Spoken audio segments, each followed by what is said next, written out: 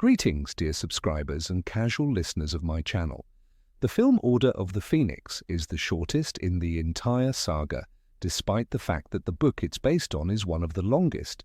As a result, many important episodes were cut from the storyline, and the character of Dolores Umbridge suffered the most.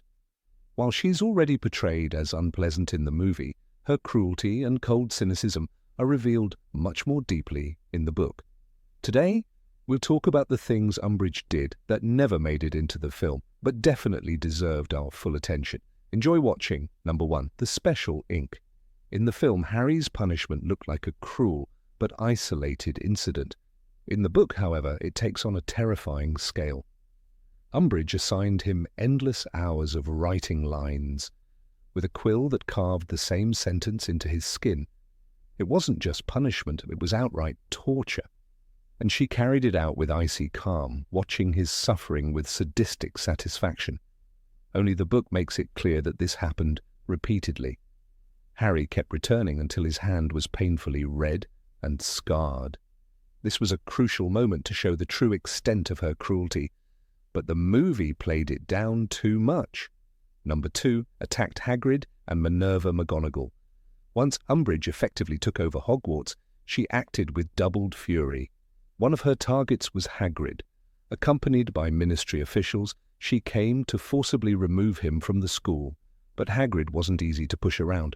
Spells barely worked on him, and he fought back as best he could. Professor McGonagall rushed out to help him, trying to stop the scene. In response, she was hit by a volley of spells and collapsed unconscious. Harry and other students witnessed it from a window during their exams. But this scene never appeared in the film. And it was crucial. It showed how far Umbridge's tyranny had gone. She didn't hesitate to attack even respected professors. Number 3. The Quidditch ban. Quidditch was an escape for Harry. He was already under pressure, facing bullying and mistrust, as the Daily Prophet branded him a liar. But after one match, he lost even that solace. After a clash with Malfoy, in which Harry and George gave him what he deserved, Umbridge didn't just punish them, she banned them from playing the game entirely. Even more outrageous, she also punished Fred Weasley, who wasn't even involved. Meanwhile, Slytherins like Malfoy got off without a scratch. This whole plotline was cut from the movie. Yet it perfectly illustrated how Umbridge used her power not for order, but for cruelty and injustice. Number 4. Attacked Hedwig.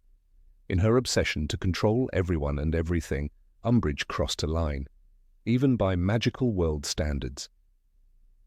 She began hunting down Harry's messages, suspecting he was communicating with Dumbledore in the Order of the Phoenix. When she couldn't intercept the letters the normal way, she somehow caught Harry's owl, Hedwig. The book doesn't describe the attack in detail, but the aftermath says enough. Feathers bent in every direction, a wounded wing. Umbridge was willing to harm a defenseless creature just to serve her agenda. That's cruelty the film completely left out. Number 5. Formed the Inquisitorial Squad. Yes, this scene is briefly mentioned in the film, but so quickly and blandly that most viewers miss its importance. In the book, it's a major stage in Umbridge's rise to total control. The Inquisitorial Squad, a group of students handpicked by Umbridge, mostly from Slytherin, was given unchecked power. They could dock points, search students, seize parcels, interfere in anything they liked. These teens reveled in their ability to boss others around and humiliate them. Umbridge not only allowed it, she encouraged it. It was a miniature dictatorship inside Hogwarts, and it demonstrated just how dangerous power can be in the hands of someone like her. Number 6. Interrogations with Veritaserum. Dolores Umbridge was losing control. Dumbledore was gone. The students whispered behind her back. Harry Potter was defiant, so she turned to Veritaserum. "I will discover the truth," she told Severus Snape with a smile that didn't reach her eyes. She demanded the potion, not for justice, for power. She wanted to know who Harry was talking to through the fireplace, who helped him, who defied her. Rules meant nothing now, not when control was slipping through her fingers. Snape handed her a vial. "I only have enough for 3 doses, he said flatly. She didn't ask if it was safe. She didn't care. What mattered was breaking Harry down. But the potion was weak, maybe expired, maybe on purpose. Either way, it didn't work. Harry stared at her, unfazed. She had tried to poison a child for information, and when it failed, she barely blinked. That moment revealed everything. To Umbridge, students weren't children, they were threats to be silenced. Number 8, the hunt for centaurs. Dolores Umbridge marched into the Forbidden Forest with her wand raised and her arrogance higher still. She brought Harry and Hermione with her, believing they would lead her to a secret weapon. Instead, they led her to the centaurs. "Filthy half-breeds," she muttered as she stepped among the trees. The insult wasn't quiet, it was deliberate, and it was her final mistake. In the eyes of the centaurs, she crossed a line that no wizard had crossed before. She didn't treat them as equals, she treated them as animals. She had always seen magical beings as lesser. House elves, werewolves, giants, centaurs, all reduced to categories in her rigid world of order. When the centaurs surrounded her, proud and silent, she raised her wand and shouted, "I am a senior undersecretary to the minister." But titles don't mean much in the forest. They watched her, unmoved. Then they took her. The books never describe what exactly happened after. Only that she returned, shaken, wild-eyed, and unable to speak about it. The forest gave her a lesson, one she never forgot. Umbridge believed civilization meant control. That law gave her the right to dominate those who lived outside it. She didn't understand that some beings followed older laws, older magic. In trying to command the centaurs, she exposed her true nature, not a protector of order, but a tyrant in lace and ribbons, and the forest, ancient and wise, answered her with justice. Number 9, humiliation of dissenters. Dolores Umbridge didn't need wands to break people. She used evaluations, charts, smiles. As Hogwarts High Inquisitor, she created a performance review system, but in truth, it was a list of targets. Anyone who didn't reflect her ideology became a problem to be corrected or erased. Her reports weren't about teaching quality, they were weapons. Professor Flitwick, a master of charms and one of the most respected minds at Hogwarts, was humiliated during inspections. "Too much wand work," she scribbled. Soon after, he quietly stopped teaching several practical spells. "For the sake of harmony," he muttered. But everyone knew why. Even Flitwick, a decorated dueling champion, was shrinking under her presence. Because that's what she did. She made great wizards feel small. Professor Sprout endured constant interruptions. Umbridge showed up unannounced to her greenhouses, sniffing around as if looking for poison. "A little too chaotic for my liking," she said once, loud enough for the class to hear. Sprout kept teaching, but her lessons became clipped, rushed, less joyful. The plants still bloomed, but the professor seemed to wilt. She used laughter like a dagger. During one staff meeting, she interrupted Professor Sinistra mid-sentence and giggled, "Astronomy? How quaint." No one laughed, but the message was clear. Fall in line or be humiliated. Umbridge didn't just challenge opinions, she crushed confidence. Her regime wasn't built on force, it was built on humiliation until resistance felt exhausting and silence felt safe. Number 10. Destruction of Dumbledore's army, flyers and leaflets. When Dolores Umbridge discovered the existence of Dumbledore's army, she didn't just want to shut it down, she wanted to erase it. Flyers, parchment scraps, handwritten schedules, all were hunted like contraband. She ordered Filch to tear down any note found on the walls, to seize any paper in the hands of students. One morning, Ginny Weasley watched in silence as a second-year Hufflepuff burst into tears when Filch burned her note reminding her of a DA meeting. "Even reminders are treason now," Ginny muttered. What terrified students most wasn't the destruction of parchment. It was the message behind it. Owls were intercepted, bags were searched. Fred and George tried to enchant a notice to vanish on sight. It still ended up in Umbridge's hands. She made an example of Michael Corner, forcing him into detention just for holding a blank sheet of parchment.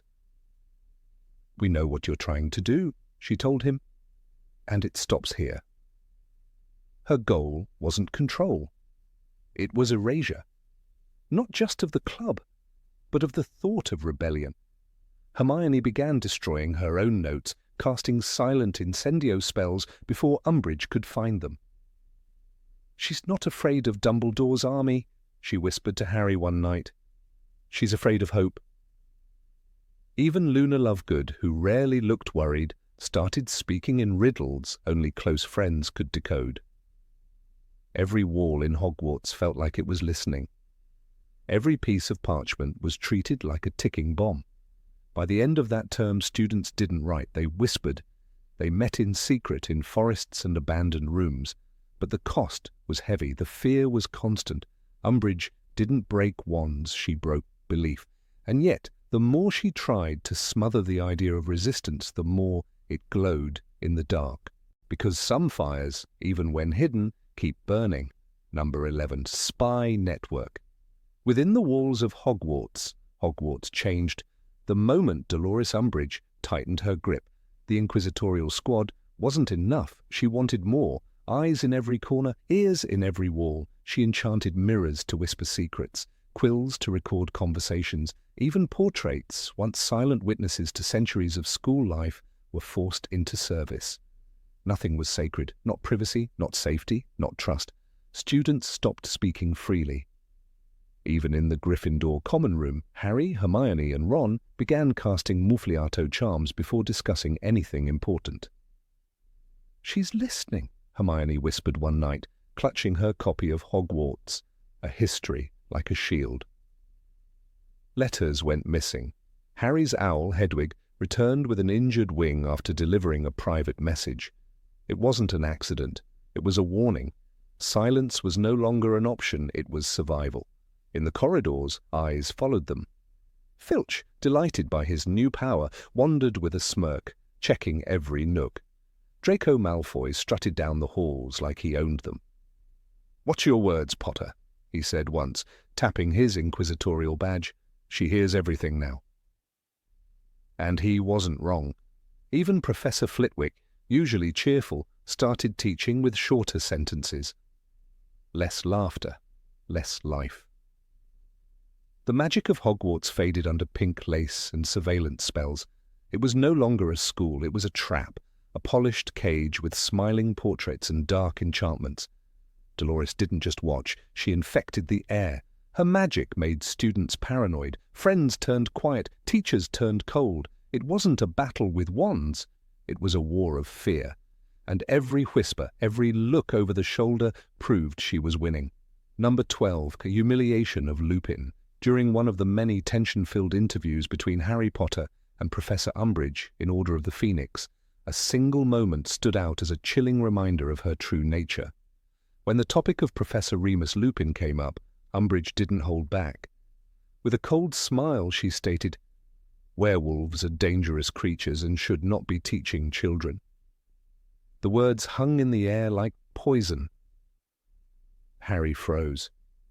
He knew what she was doing, dragging a good man's name through the mud simply because of what he was born as. Remus Lupin had once been the most beloved teacher Harry ever had. He taught them real defense against the dark arts. He gave them confidence. He treated them with respect. When he left Hogwarts at the end of their third year, Harry had been devastated. To hear Umbridge reduce him to nothing more than a dangerous creature was like hearing someone spit on a friend's grave. She wasn't just making a cruel statement, she was shaping the policy of the future. "The Ministry," she said calmly, "is reviewing regulations to ensure creatures like him no longer gain access to educational positions." What made this moment so powerful in the book and so frustrating in its absence from the films was how nakedly it revealed Umbridge's prejudice, not through screaming or spells, but through bureaucracy, cold words, and a pen. She didn't need to duel anyone to be a villain. Her weapon was policy. Her battlefield was the classroom. And her victims were always the vulnerable, the misunderstood. Lupin had spent his life hiding who he was, fearing rejection. Umbridge used it to destroy him publicly and with a smile. The movies skipped over this scene entirely. Viewers never saw how far her bigotry went. They saw pink dresses and silly rules, but not the cold cruelty that targeted someone like Remus Lupin. Number 13. Interference in exams. Few remember the real damage Dolores Umbridge caused at Hogwarts.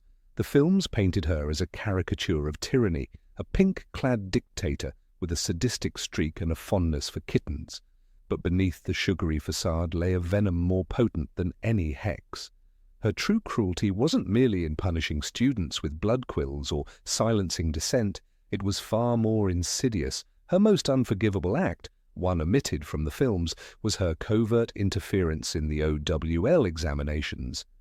The act was quiet, bureaucratic, and chillingly calculated, and its consequences rippled through the lives of young witches and wizards in ways few ever knew.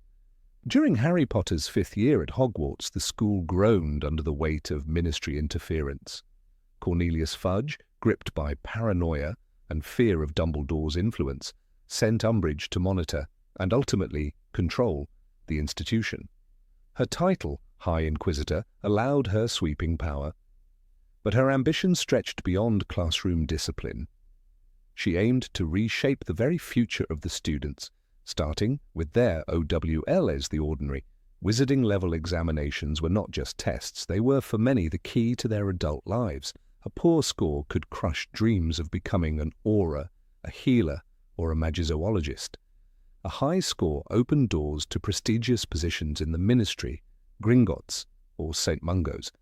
Umbridge understood this, and she saw in it a tool to punish those she deemed undesirable. In the weeks leading up to the exams, she began making subtle changes to the curriculum. Charms, one of the most important practical subjects, suffered first. She declared that certain spells, notably the Patronus charm, the shield charm, Protego, and advanced disarming spells, were unnecessary for the level of magic expected at OWL. She used the excuse of safety. These spells, she wrote in an internal memo, pose a risk of injury if cast incorrectly. It is prudent to restrict their use for the well-being of all. But it was a lie. Those spells were not only safe, but vital. And it was no coincidence that the very students who excelled in them, like Hermione Granger and Neville Longbottom, were also those most critical of her authority. Professor Flitwick protested. He was a master of charms with decades of experience, and he argued vehemently that removing these spells from the practical section would cripple the students' chances. But Umbridge overruled him. As High Inquisitor, her word was law. Flitwick could teach the theory, but students were forbidden from practicing the spells in class. And so a silence fell across the charms classroom, heavy and suffocating. In defense against the dark arts, the sabotage was more blatant. Umbridge had already reduced the subject to mere textbook reading, forbidding any practical instruction. But when the time came for the practical portion of the OWL, the ministry sent its own examiners, neutral, professional, but unaware of the damage she had inflicted. Students were asked to perform counter-jinxes and defensive spells they had never been allowed to practice.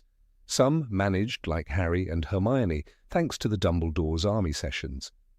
Others, less fortunate, floundered under pressure. Susan Bones, a bright Hufflepuff with dreams of becoming an auror like her late aunt, botched a simple impediment jinx and was penalized harshly. She later confided to Ernie Macmillan, "If we had only practiced in class like before, I would have nailed it." Umbridge's strategy was not merely about control, it was sabotage. She weaponized failure. Those who belonged to families associated with the Order of the Phoenix, or who had shown loyalty to Dumbledore, were hit hardest. Dean Thomas, for example, received notice that his Transfiguration exam would be shortened by 10 minutes due to scheduling conflicts. He failed to complete the final question, which cost him a passing grade. Curiously, students like Draco Malfoy experienced no such issues. Even subjects like potions, run under the iron hand of Severus Snape, weren't safe. While Snape despised Umbridge, he was bound by her regulations. She insisted that students prepare their ingredients using only standardized kits, not personalized equipment. For meticulous brewers like Hermione or Terry Boot, This restriction added unnecessary difficulty. A slight imbalance in the powdered bicorn horn made the draught of peace volatile, and a single mistake during the brewing caused deduction of points. "It's as though she wants us to fail," Terry whispered one morning, staring at the thick, smoking potion that had turned tar-black in his cauldron. Her reach extended even to magical creatures. For care of magical creatures, Umbridge arranged for an inspection of Hagrid's exam outline, citing concerns over dangerous beasts. She demanded that any creature requiring more than 3 feet of clearance or with fangs be removed from the final practical. Hagrid, outraged, was forced to substitute thestrals with mundane bow truckles. "How are they supposed to demonstrate real handling skills with these little stick fellas?" he muttered. The students who had trained with thestrals in secret were left with nothing to show. The injustice didn't end with the tests themselves. After the exams, Umbridge called in her own review committee to flag any scores that appeared suspiciously high. This committee, made up of hand-picked ministry clerks, reviewed top scores, particularly those belonging to Gryffindor and Hufflepuff students, and subjected them to post-exam analysis. The process was a thin veil for manipulation. Seamus Finnegan, who had surprised everyone with an outstanding in herbology, saw his grade reduced to exceeds expectations, after what the committee called a statistical inconsistency. Neville Longbottom, whose steady improvement in defense was noted by multiple professors, received a poor in practical despite successfully executing a shield charm, a spell he had learned through sheer perseverance with Dumbledore's army. In a chilling excerpt from Harry Potter and the Order of the Phoenix, we find Umbridge declaring, "Progress for progress's sake must be discouraged." This philosophy guided every action she took, and it extended to her vision of the future, a stagnant, controlled society where only the obedient were allowed to thrive. Her tampering with the exams was the purest manifestation of this vision. She wasn't merely punishing students in the present. She was ensuring their failure in the future. Number 14. Magical Torture of Cho Chang. Few characters in the wizarding world invoke such visceral discomfort as Dolores Jane Umbridge. With her pastel cardigans, saccharine smile, and torturous quills, she etched herself into the collective memory of Hogwarts not just as a tyrant, but as a psychological tormentor cloaked in ministry authority. While the films gave us a taste of her cruelty, they never fully exposed the depth of her manipulation. One of the darkest shadows she cast fell on Cho Chang, a story buried in pages, overlooked by cinema, and misunderstood by even those closest to her. In Harry Potter and the Order of the Phoenix, the betrayal that fractured Dumbledore's army seemed, at first glance, straightforward. In the film adaptation, Cho confesses under the influence of Veritaserum, and Harry turns his back, assuming weakness where there was only desperation. But the books reveal a much grimmer tale, one of fear, coercion, and subtle torture, carried out by Umbridge and her Inquisitorial Squad with full immunity. The truth of what Cho endured is not just a minor difference in adaptation, it's a tragedy that reframes how we understand her role, her choices, and her sorrow. After Dumbledore's army was formed in secret, using the Room of Requirement as its headquarters, its success quickly drew suspicion. For Umbridge, the student-led resistance was not just a challenge to her authority, it was a threat to the ministry's version of reality. Her response was calculated and merciless. When Marietta Edgecombe, Cho's friend from Ravenclaw, cracked under pressure and revealed the group's existence, the films turned the spotlight away from what truly unfolded. In reality, Cho herself was dragged into Umbridge's office, not as a traitor, but as a scapegoat. The book notes that Veritaserum was in extremely short supply, and that Snape had already informed Umbridge that he had no more left. So when Cho was questioned, it wasn't truth serum that opened her up, it was fear. A fear cultivated in the dimly lit, rule-covered walls of Umbridge's office, beneath the watching eyes of her porcelain kitten plates, a fear made worse by the knowledge that no teacher, not even Dumbledore, could help her now. She was alone in a system that thrived on isolation and shame. Umbridge didn't need physical violence to break someone. Her strength lay in psychological warfare, in the way she asked questions with poison-tipped politeness and let silence do the torturing.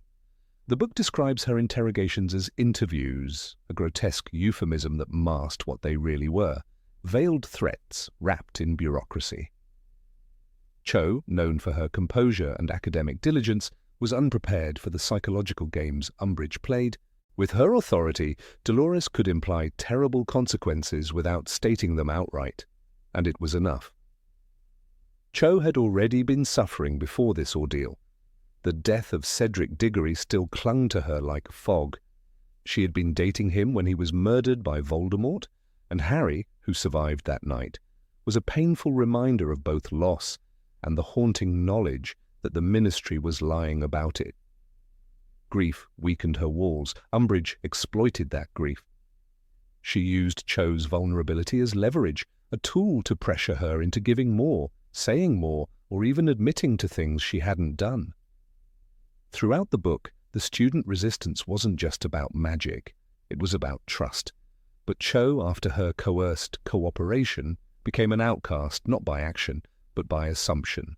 Harry, seeing Marietta's betrayal and Cho's proximity to her, lumped the two together. In his eyes, the girl he had once kissed had turned on him. "I don't want to talk about her," he says coldly, believing the worst without knowing the full story. That line from the book hides an iceberg of emotion. Harry, too, was a victim of Umbridge's manipulation, turned against an ally by misinformation and fear. Cho never got a chance to explain. The film version, with its reliance on Veritaserum, stripped her of all moral agency. But the books show a young woman caught in a web far beyond her strength. She didn't betray Dumbledore's army. She survived Umbridge. There's a difference. Marietta's face was cursed by Hermione's jinx. Sneak spelled out in pustules across her skin. But Cho bore invisible scars, fear, humiliation, the knowledge that Harry would never look at her the same way again. And all of it was orchestrated by Umbridge. The fifth book hints at how Umbridge controlled her subjects. When she interrogated Hagrid, she used Ministry officers to back her threats. When she cornered Trelawney, she did it publicly, crushing her spirit in front of the whole school. But with Cho, she was quiet, clinical. She didn't want a spectacle. She wanted compliance. She wanted to prove that she could break students without leaving a bruise. Cho's interview left no visible wounds, but the aftermath was devastating. Even after Dumbledore took the fall for the group's formation, claiming full responsibility to protect the students, the damage was done. Cho's relationship with Harry was severed, not by disloyalty, but by misunderstanding. Her tears in the owlery, her hesitation in their conversations, were signs not of duplicity, but trauma. Umbridge's legacy was division. She made the students distrust one another, second-guess loyalties, question friendships. That was her power, not in spells, but in subtle fractures. What makes Cho's story so tragic is that she is never vindicated. In the later books, she fades into the background, her name mentioned only briefly. Readers never see her confront Harry with the truth or receive an apology. She is left in silence, her pain unacknowledged, her name unfairly stained. And yet her experience is a vital piece of the puzzle when analysing the full scope of Umbridge's crimes. She wasn't just cruel to troublemakers, she targeted the grieving, the insecure, the kind-hearted. During the final battle in Deathly Hallows, many former students returned to fight. Cho is among them. That quiet moment is powerful when understood in context.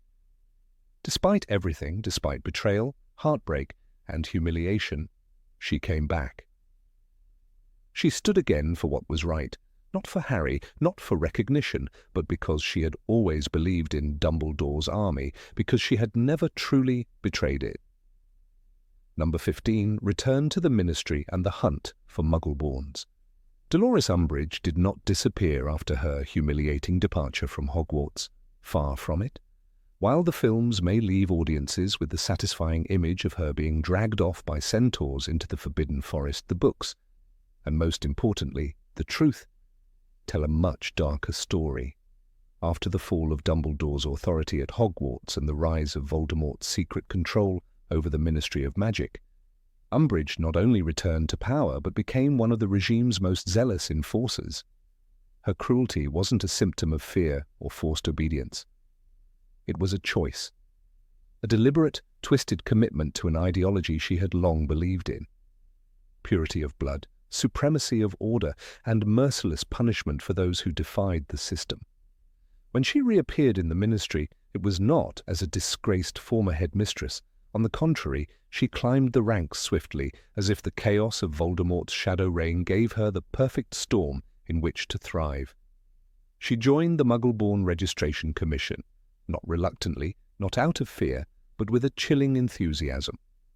As described in Harry Potter and the Deathly Hallows, she wore her characteristic pink cardigan, the same sickly shade of sweetness that masked her venomous nature, and presided over hearings in a windowless courtroom beneath the ministry, lit only by torches, eerily similar to the old courtrooms once used by the Wizengamot. There, Umbridge sat behind a raised desk, now emboldened by the law that allowed her to judge and condemn those she had always viewed as lesser. Muggle-born witches and wizards, many of them young, terrified, and alone, were dragged before her to prove their right to possess magic. The burden was impossible. Under Voldemort's regime, Muggleborns were presumed guilty unless they could provide absurd documentation, like bloodline ties to long-lost magical ancestors, something most could not hope to produce. The case of Mary Cattermole is perhaps the most chilling example. Brought before the commission for being Muggle-born, Mary was accused of stealing magic and was threatened with Azkaban or worse.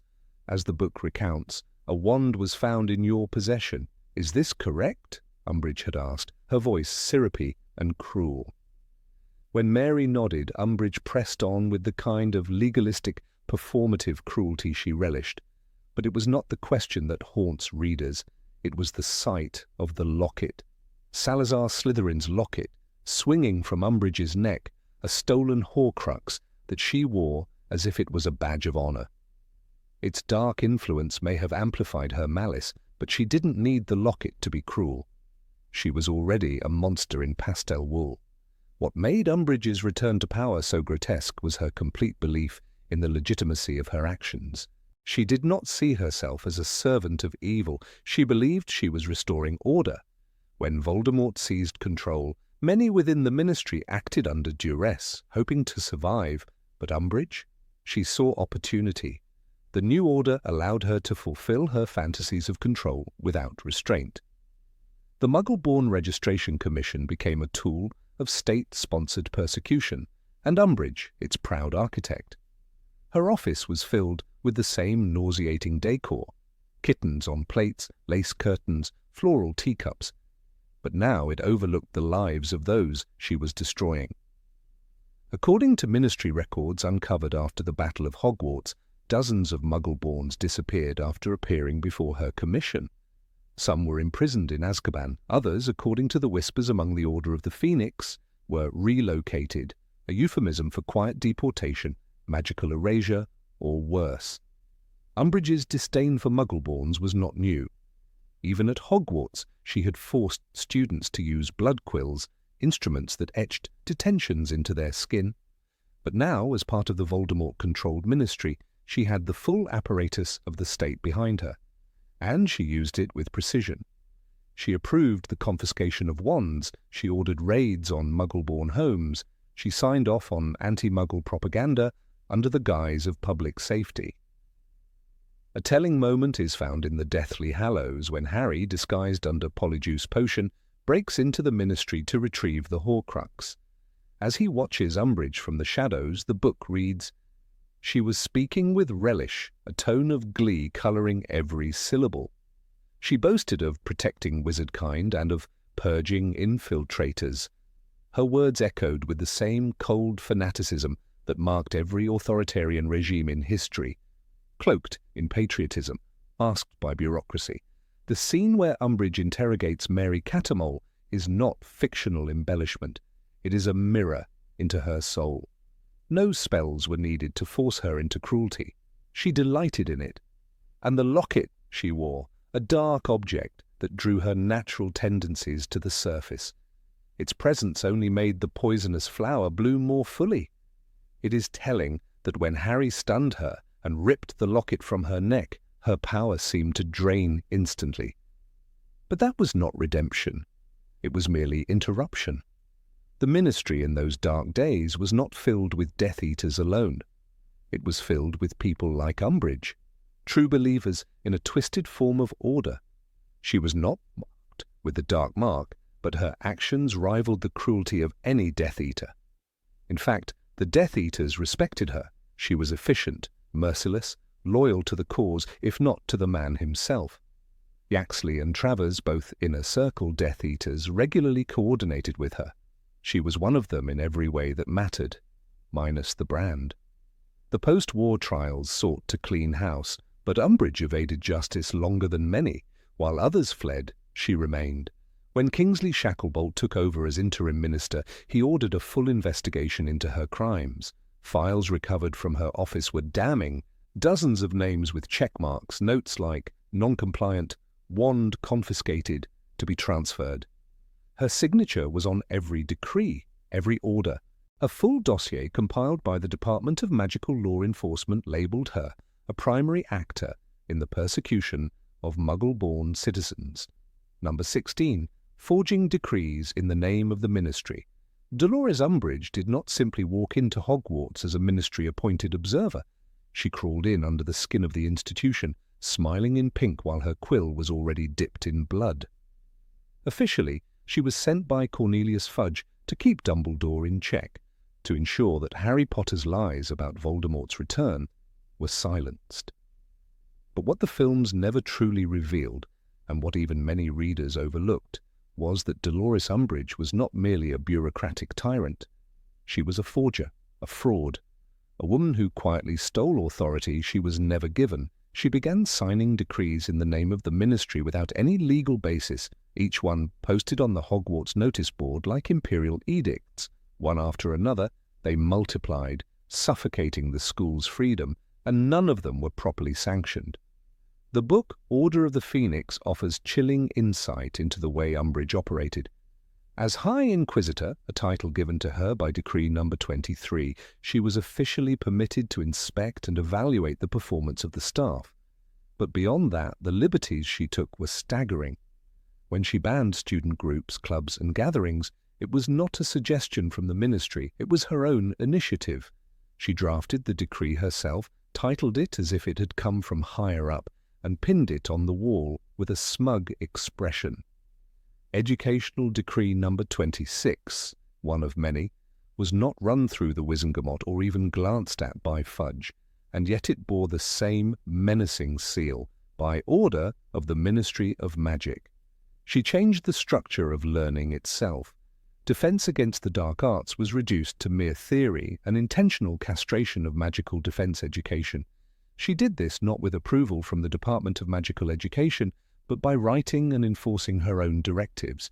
Each was printed neatly, adorned with seals and calligraphy, but they were lies, magical lies, falsified commands meant to turn Hogwarts into a prison of silence. No aura delivered them, no Ministry official confirmed them. Umbridge was the Ministry in her mind. She had seized power with a pink cardigan and a forged quill. The forgery was not accidental, it was systematic. As students and teachers reeled from the tightening grip of her laws, none realized that the woman had become a law unto herself. Minerva McGonagall, wary and sharp-eyed, recognized it early. "She's not here to observe," she warned. "She's here to take control."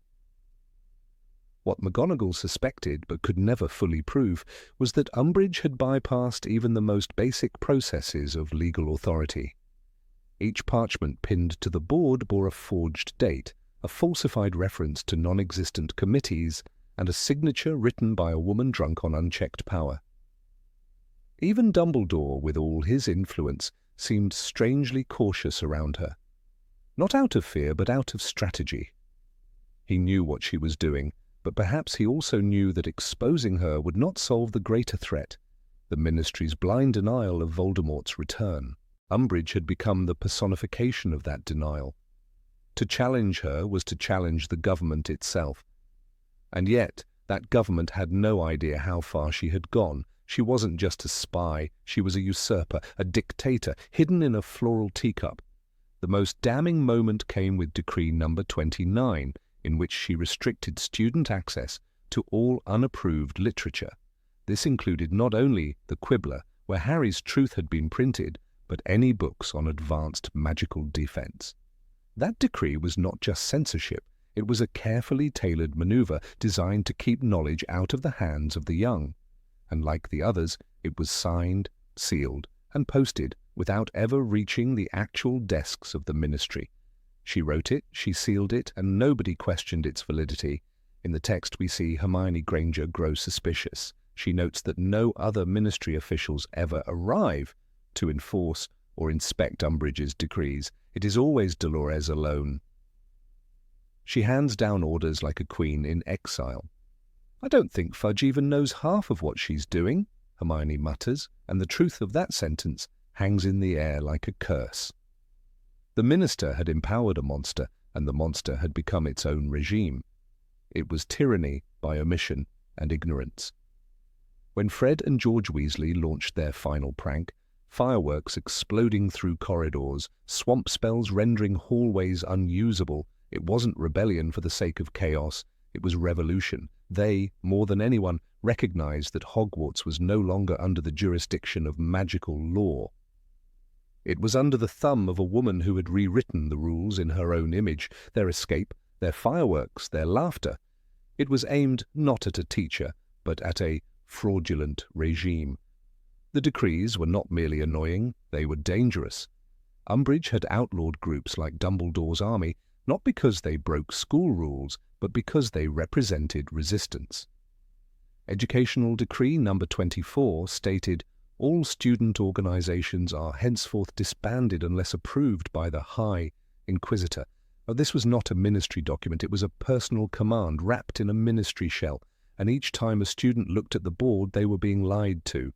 What's most terrifying is that no spell was needed for these forgeries, no magic, just ink and boldness.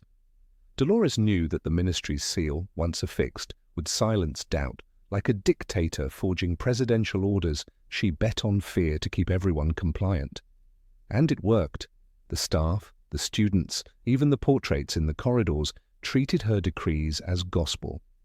Not because they believed them, but because they feared the consequences of disobedience. That fear was her true spell. The Hogwarts High Inquisitor's office became a forge of fiction. There, late at night, she drafted her next proclamation, humming gently to herself, her cat plates watching from the walls. Each decree came from a place of meticulous control, not chaos. She wasn't improvising. She was crafting a narrative where she alone held the pen of authority. Her title gave her access, but she expanded that access with paper warfare. And her battleground was education. There is one particular decree, number 31, that never appeared in the films, but in the book it marks a clear descent into totalitarian logic. It banned any discussion of unverified claims regarding the return of he who must not be named. It was an attempt to make speech itself a punishable offence. This was no longer about order, it was about memory. Dolores Umbridge sought to erase the very possibility of truth, and again the decree bore a forged legitimacy. It was never debated, never even announced properly, just pinned, an anonymous dagger on a public wall. When Hagrid was attacked and McGonagall was stunned with multiple stunning spells, it became clear that the school was not protected by law, but ravaged by fear. Students whispered about the interrogation chamber Umbridge had unofficially established. There she conducted punishments that bordered on torture. Her quill, which wrote in the blood of the user, was her tool of choice. She had not only forged decrees, she had forged punishment itself. The methods she used were not approved by the Board of Governors. They were not known to any department of the ministry. They were her own. And still, she claimed to represent order. That was her mask. Order, discipline, structure. But the truth was far darker. She represented perversion of the law, a kind of legal mimicry that allowed her to cloak her cruelty in official paper. No Death Eater ever needed to sign a decree. But Umbridge did, and in doing so, she corrupted the very instruments of the state she claimed to defend. One name should be remembered: Mafalda Hopker. She was the real ministry official whose signature was often used in official warnings and letters. Umbridge studied the structure of these letters, imitated their phrasing, mimicked their headers. It is highly likely that the decrees she wrote were formatted to resemble Hopkirk's tone and presentation, giving them the illusion of bureaucratic normalcy. That illusion was her greatest weapon. It allowed evil to dress itself in the robes of routine. The students of Hogwarts by the end of Umbridge's reign were not merely rebelling against a teacher. They were living under forged legislation. They were being manipulated by a woman who had hijacked authority and turned a school into a controlled experiment in authoritarianism. Each rule, each ban, each punishment, it was all unauthorized. But Umbridge had created a system where no one dared to ask for proof. And this is why the films, while powerful, do not fully reveal the scale of her villainy. They show her cruelty, her punishments, her smiles, but they do not show the paperwork. They do not show the false signatures, the forged stamps, the decrees written under candlelight in a locked office. They do not show the fake ministry within the walls of Hogwarts, constructed entirely by one woman who understood how deeply people fear authority. Her downfall was not poetic, it was chaotic. Dragged away by centaurs, screaming and cursing, she was not punished for forgery, not held accountable for impersonating the state. She was merely removed from sight, but what she had done remained. The corridors of Hogwarts carried the echoes of false laws, of students punished for breaking rules that were never legal. And in that silence, a lesson lingered. Tyranny does not always come with banners and armies. Sometimes it comes with lace, cats, and a forged decree. Number 17, Posthumous Disgrace of James Potter. There are many actions of Dolores Umbridge that fans of the Harry Potter series remember with a chill: the blood quill detentions, her iron-fisted control over Hogwarts, the banishment of anything joyful or free. But one act of hers, buried deep within the pages of Order of the Phoenix, remains one of the most personal and cruel of all, and it was never shown in the films. It was a calculated and venomous strike, not just against Harry Potter, but against the dead, against memory itself, against James Potter. During one of her infamous interrogations, she called them disciplinary conversations, Umbridge let her mask slip. Her carefully powdered, falsely sweet exterior gave way to the real woman beneath, petty, vengeful, and deeply cruel. With her sickeningly sweet voice, she told Harry that his father had been nothing but a troublesome little bully, an arrogant troublemaker who should have been expelled in his first year. This wasn't just a passing comment, it was intentional. She wanted to wound. To understand the depth of this cruelty, one must remember Harry's relationship with the memory of his parents. He had no photographs of them in his early years, no birthdays with them, no lullabies sung. What he had were fragments, whispered stories, chance memories from others, and a few precious testimonies of who Lily and James Potter had been. For Harry, especially in his 5th year, when he was torn between truth and state-sponsored lies, the image of his parents grounded him. They were his moral compass, his inspiration. When everything else was dark, they remained his North Star. But Umbridge, with her ministry-loyal smile and malicious core, sought to sever even that. It was during one of their routine confrontations in her office, after another of Harry's refusals to accept the official narrative about Voldemort's return. She leaned back in her chair, the pink bows and doilies surrounding her like mocking ornaments, and said it with clinical precision.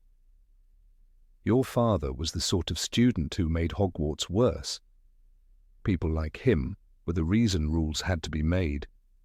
Harry had faced insults before. Snape, too, had often lashed out at James's memory. But even Snape, driven by his own unresolved bitterness, had never called for James's posthumous shame. Snape's hatred was personal, tangled in adolescent grief and jealousy. But Umbridge? She had no history with James. Her scorn was not born from pain. It was born from bureaucratic arrogance, from her belief that she had the right to rewrite truth. And perhaps most disturbingly of all, she tried to frame her slander as fact. She mentioned that James had received more detentions than most Slytherins put together, citing falsified or misrepresented records she supposedly accessed as High Inquisitor. "Hogwarts should have been rid of him," she said. "People like that bring down the reputation of the institution, hooligans in Gryffindor robes." In that moment, Harry's silence was not from shock. It was from fury, from helplessness, because Umbridge knew exactly what she was doing. She wasn't attacking James for who he had been. She was attacking the idea of him. She was desecrating his legacy, knowing that Harry couldn't defend him. James Potter had died as a hero, a member of the Order of the Phoenix, a man who gave his life, unarmed, to protect his son. But to Umbridge, none of that mattered. Her words were a form of erasure, not just of James, but of the entire resistance against Voldemort. By labeling James a disgrace, she undermined everyone who had stood up to darkness the first time. "There were always troublemakers," she had said, "people who thought they were above the rules, dangerous people, undesirables." Her voice trembled with that barely contained rage, a reminder that she wasn't just upholding order. She was waging a quiet war against memory. This wasn't about James alone. It was about what he symbolized. James represented defiance, bravery, the idea that even in the face of rising evil, a person could choose to fight. Umbridge, the embodiment of institutional obedience, hated that. In her worldview, authority was sacred. To question it, even to resist it, was a crime far worse than cruelty. In this twisted ideology, James wasn't a martyr, he was a menace. It's no surprise, then, that Umbridge didn't speak ill of Death Eaters.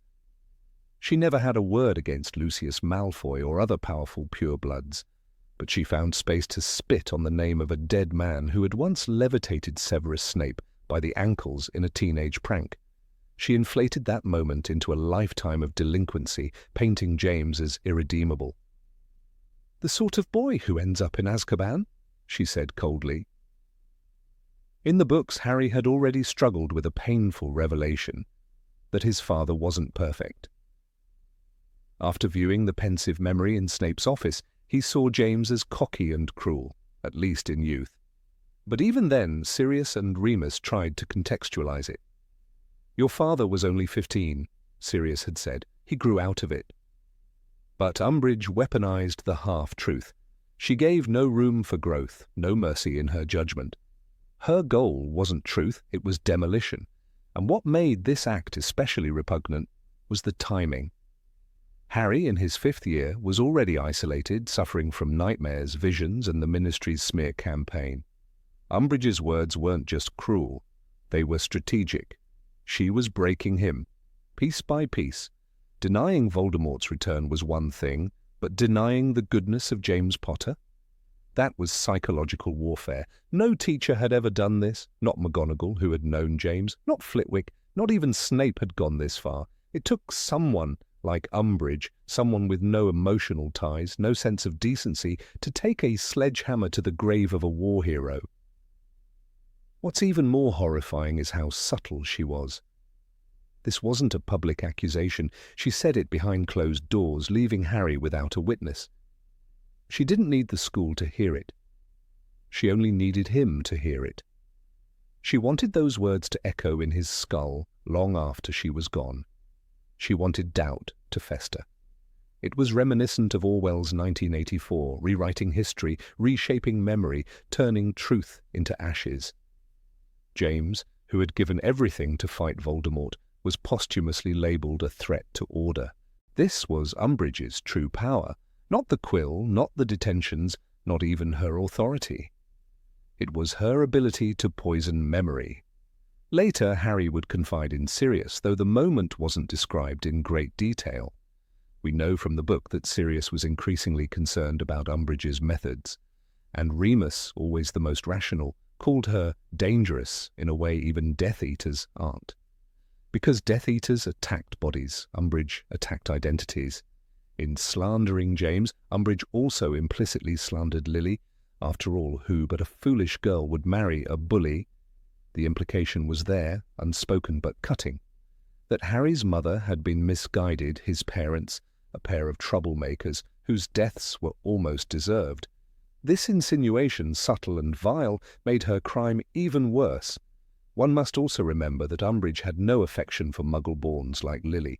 Her disdain for half-blood heroes was thinly veiled at best, so her attack on James was perhaps a surrogate attack on the entire Potter family tree. By destroying the roots, she hoped to weaken the branches, Harry being the most visible one. The tragedy lies in how close she came to succeeding. For a time, Harry did question everything. His 5th year was a crucible.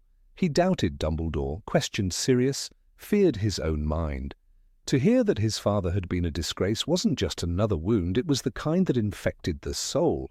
Yet James Potter, flawed as he may have been, was not what Umbridge claimed. He led the Marauders with mischief, yes, but also with loyalty.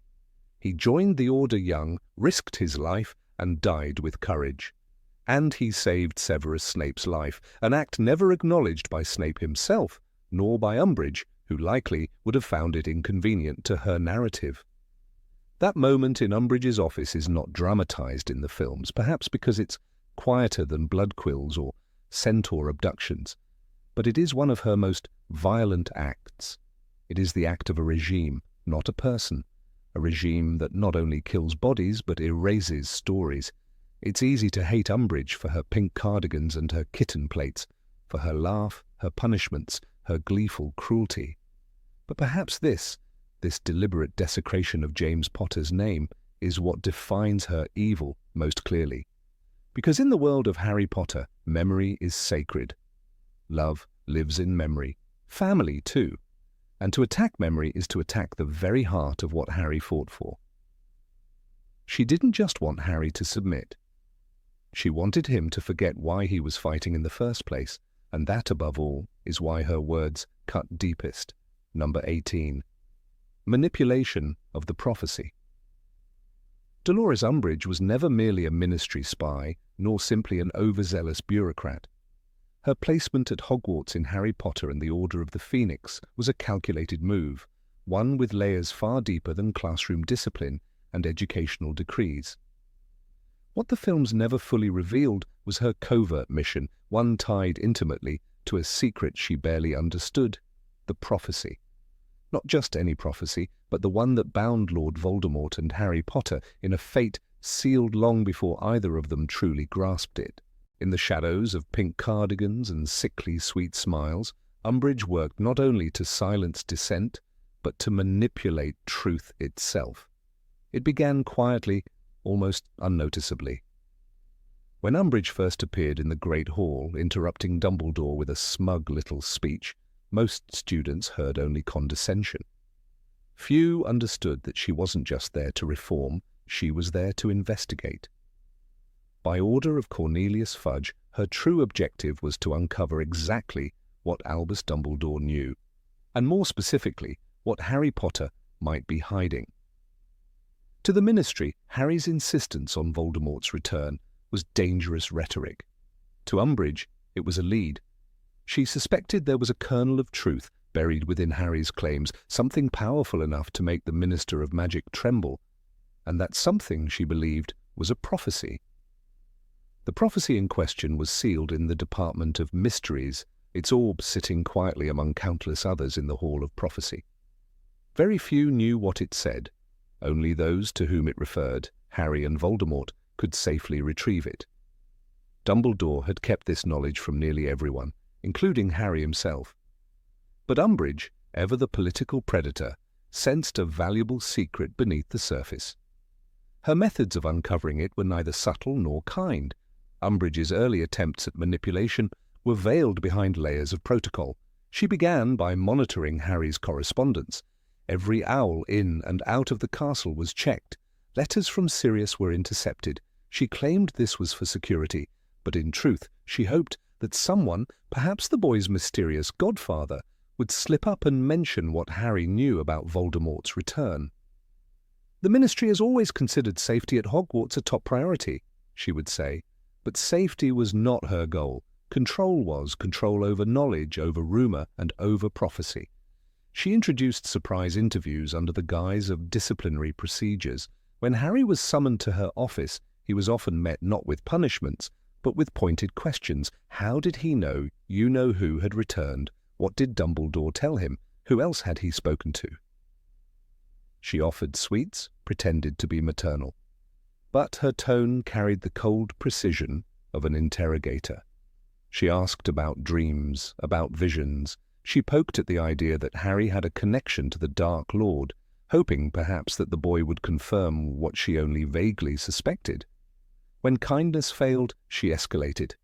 The blood quill punishment she inflicted upon Harry served not only to silence him, it was a tactic of pressure, a psychological trap. She believed that if she made his life miserable enough, he might crack. That, under pain and isolation, he might start speaking truths she could use. I must not tell lies was more than a rule in her office. It was her twisted way of forcing confessions, even ones not yet fully formed in Harry's own mind. She believed that somewhere inside him lay the answer she needed, not for justice, but for control. Her attempts to manipulate the truth extended to her reformation of the curriculum. By forbidding students from practicing real defensive spells, she created a vacuum of knowledge, one only the Ministry could fill. In doing so, she hoped to cut Dumbledore off from his power base and reduce Harry's ability to act. But even this policy had another layer. She feared that students might know more than they admitted, that some might have heard rumors, passed along fragments of the prophecy, so she silenced them all. "There is no need to talk about you-know-who," she insisted. Ignorance was her weapon, fear her currency. But the turning point came when Harry's visions intensified. He began seeing corridors, doors. He dreamed of the Department of Mysteries. And although he did not understand what he saw, Umbridge noticed. He mentioned dreams in passing once during a reprimand. Her eyes flickered. A brief moment of excitement betrayed her usual composure. That night, she doubled the restrictions on students leaving common rooms. She began holding Harry after class more frequently. She was no longer fishing, she was hunting. The culmination of her obsession was not the banning of the Quibbler, nor even the breakup of Dumbledore's army. It was what she did afterward, when she caught Harry in her office, attempting to use the Flu Network to contact Sirius. She exploded, not with anger, but with frantic desperation. She didn't want to punish him. She wanted him to speak, to tell her what Dumbledore had said, to admit there was a weapon, a plan, a prophecy. She used Veritaserum. She even planned to use the Cruciatus curse. "You have no idea how much trouble you're in, Potter," she whispered. And she meant it, because she believed he held the key to her greatest prize. That scene, so quick in the film, lingers far longer in the book. "Very well," said Umbridge, pulling out her wand. "You are forcing me, Potter. I do not want to, but sometimes circumstances justify the use." She trailed off, anticipating not justice, but revelation. She was prepared to torture a 15-year-old boy, not out of rage, but out of obsessive hunger for the truth. She wanted the prophecy, not for Voldemort, not even for the Ministry, for herself. She saw the prophecy as a ladder. If she could be the one to uncover it, to expose Dumbledore's schemes and prove Harry a liar, or better yet, the keeper of a dangerous secret, she would rise. The minister would have no choice but to reward her. She would not just be Hogwarts High Inquisitor, she could be minister herself. The prophecy to Umbridge wasn't about fate, it was about power. Her failure to extract the truth drove her deeper into paranoia.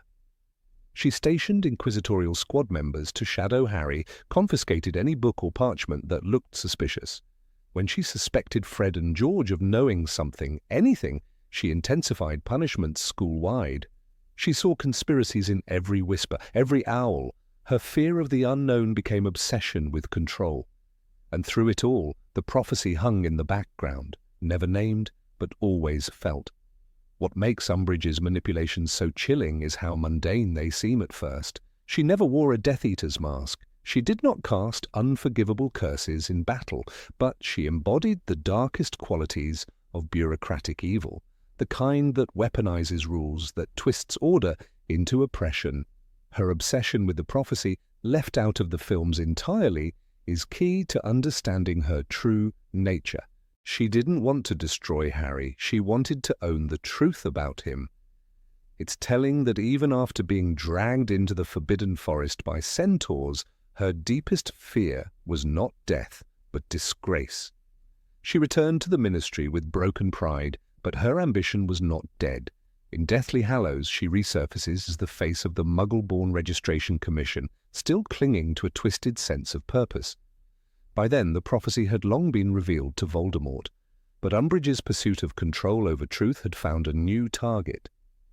She now controlled identity itself, deciding who was worthy of magic and who was not.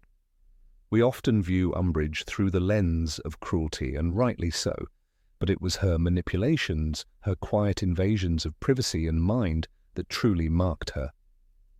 The films offered us her smirks, her punishments, her cats. The books gave us something far more insidious, a woman who tried to bend fate to her will and failed only because a boy she underestimated refused to break. In Chapter 28 of Order of the Phoenix, after being caught, Harry asks her about the Veritaserum. "You used it on me," he says. She doesn't deny it. 3 drops of Veritaserum in your evening pumpkin juice last night. That's why you told me about the Dumbledore's army. But Harry hadn't. It was a lie. The truth, as always, was whatever Umbridge said it was. Her belief in her own authority was absolute.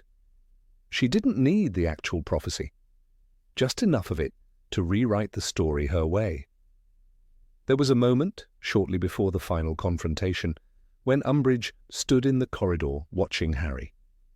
She didn't speak, she just stared. Perhaps in that second she understood that he did know something, that he was part of something larger than she could control. But by then her power was slipping, her decrees were mocked, her squad had deserted, and the prophecy, her obsession, was still locked behind a door she would never reach. Dumbledore understood the danger she posed, not because she was powerful, but because she was cunning, because she moved in whispers and rules and paperwork, and perhaps because he saw that she too believed in destiny, just the kind written in reports and approvals, not in stars or prophecy. He kept her close, knowing her failure was inevitable, but her damage immense. Harry never knew how close she came. He never saw the records she kept in her drawer, listing his dreams, conversations, even his body language in class. He never saw the reports sent to the ministry. He never read the letter where she wrote, "The boy's hiding something. I'm certain he has knowledge of what I do not yet know, but it is significant." That letter never made it to Fudge. It was intercepted by Dumbledore, burned in his office, a quiet end to a dangerous game. Umbridge didn't vanish. Her kind never does. She wasn't a villain defeated in battle. She was a shadow that lingered, a warning of what happens when people crave truth, not to understand it, but to own it.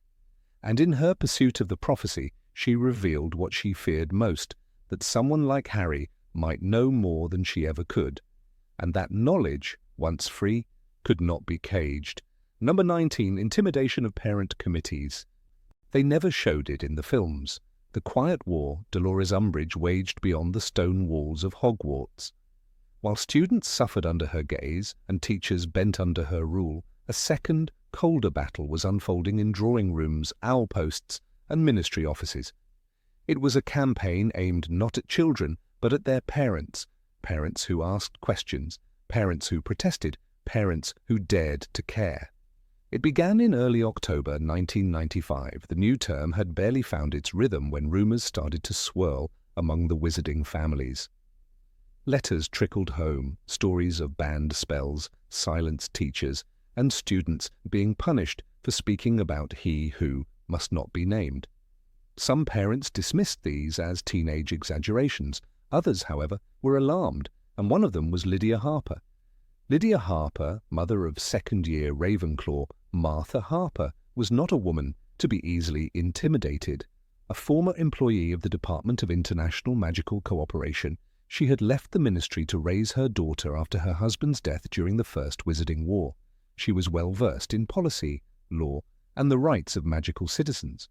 When Martha's letter described how Professor Trelawney had burst into tears mid-lesson and how the Defense Against the Dark Arts classes no longer taught defensive spells, Lydia didn't wait.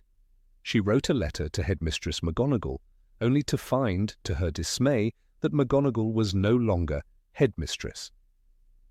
Dolores Umbridge had claimed that title as High Inquisitor. Lydia then sent a respectful, carefully worded inquiry to Umbridge herself. 2 weeks passed without a response. When another of Martha's letters described being given detention for unsubstantiated claims about Lord Voldemort, Lydia organised a small meeting in her London home. 4 other parents joined her: Thomas Belby, father of a 4th-year Ravenclaw; Gertrude Smythe, guardian to 2 half-blood twins in Gryffindor; Alan Finch, a mild-mannered bookshop owner whose son had recently been hexed by a Slytherin prefect; and Sophia Dobrick, a Muggleborn mother raising a magical child alone. They called themselves the Concerned Witches and Wizards of Hogwarts. Their letter to the Board of Governors was clear, detailed, and polite. It included testimonies from their children and references to the Hogwarts Charter of Educational Rights. They did not demand Umbridge's removal, only clarification, transparency, and a chance to be heard. 3 days later, each of them received a thin envelope from the Ministry of Magic. Thomas Belby opened his first. It was written in the stiff, cold language of bureaucratic suggestion, advising him to reconsider his involvement in politically sensitive matters and reminding him of his cousin's employment in the Department of Magical Transportation. That cousin, incidentally, was demoted 2 weeks later. Gertrude Smythe received a letter questioning the legality of her guardianship arrangement. The parchment cited obscure clauses from the Wizengamot Guardianship Act and requested that she submit new paperwork within 7 days or risk having her status revoked. Alan Finch's letter was shorter. It mentioned that the permit for his shop, Finch's Folios, was due for review under new safety regulations concerning cursed tomes. His shop was inspected twice in the following month, and he was fined for improper storage of a 15th-century grimoire, despite the book being sealed in a lead box. Sophia Dobrick, who worked part-time as a magical typist in the Department of Magical Records, found herself reassigned to the misuse of Muggle Artifacts office with no explanation. Her hours were cut, and her paycheck delayed. When she inquired, she was told she had been flagged for review. Lydia Harper's letter was the most direct. It bore the wax seal of the Office of the Undersecretary to the Minister. Though couched in polite language, the message was unmistakable. The Ministry, it said, had noted her continued interference in educational affairs and wished to remind her that state institutions function best without civilian interference. If she persisted, she could be seen as engaging in anti-ministry rhetoric, which carried its own legal ramifications. Within a month, the Concerned Witches and Wizards of Hogwarts had disbanded. This story was never published. It remained hidden, like so many things during Umbridge's reign, but fragments survived in whisper and memory, buried in the footnotes of ministry reports. Some students suspected something was wrong. One 5th-year Hufflepuff, Jeremy Alcott, noted in his journal, "Mum sent a letter last week, said she tried to visit, but was told parents are not permitted during ongoing evaluations." She sounded scared. This was the genius of Umbridge's control. She didn't shout. She didn't need Dementors or Cruciatus curses. She operated within the existing systems, bending laws like twigs in her manicured hands. Her power didn't end at Hogwarts gates. It reached kitchens, cribs, and conversations. And it was all completely legal. Dumbledore once said, "You must be the master of your own choices, Harry." But what happens when choice is a trap? When Harry first described Umbridge's classroom, he called it the most soul-sucking room in the castle.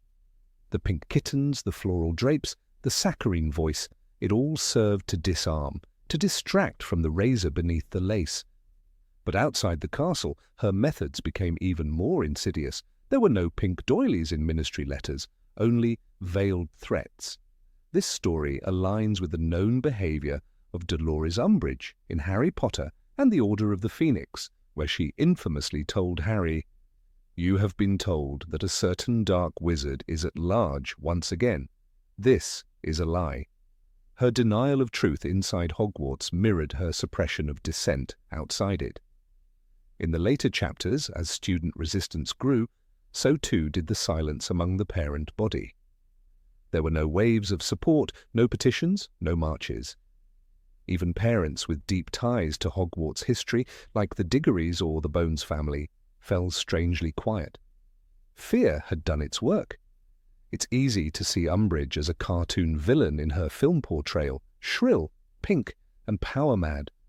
But the books reveal a colder truth.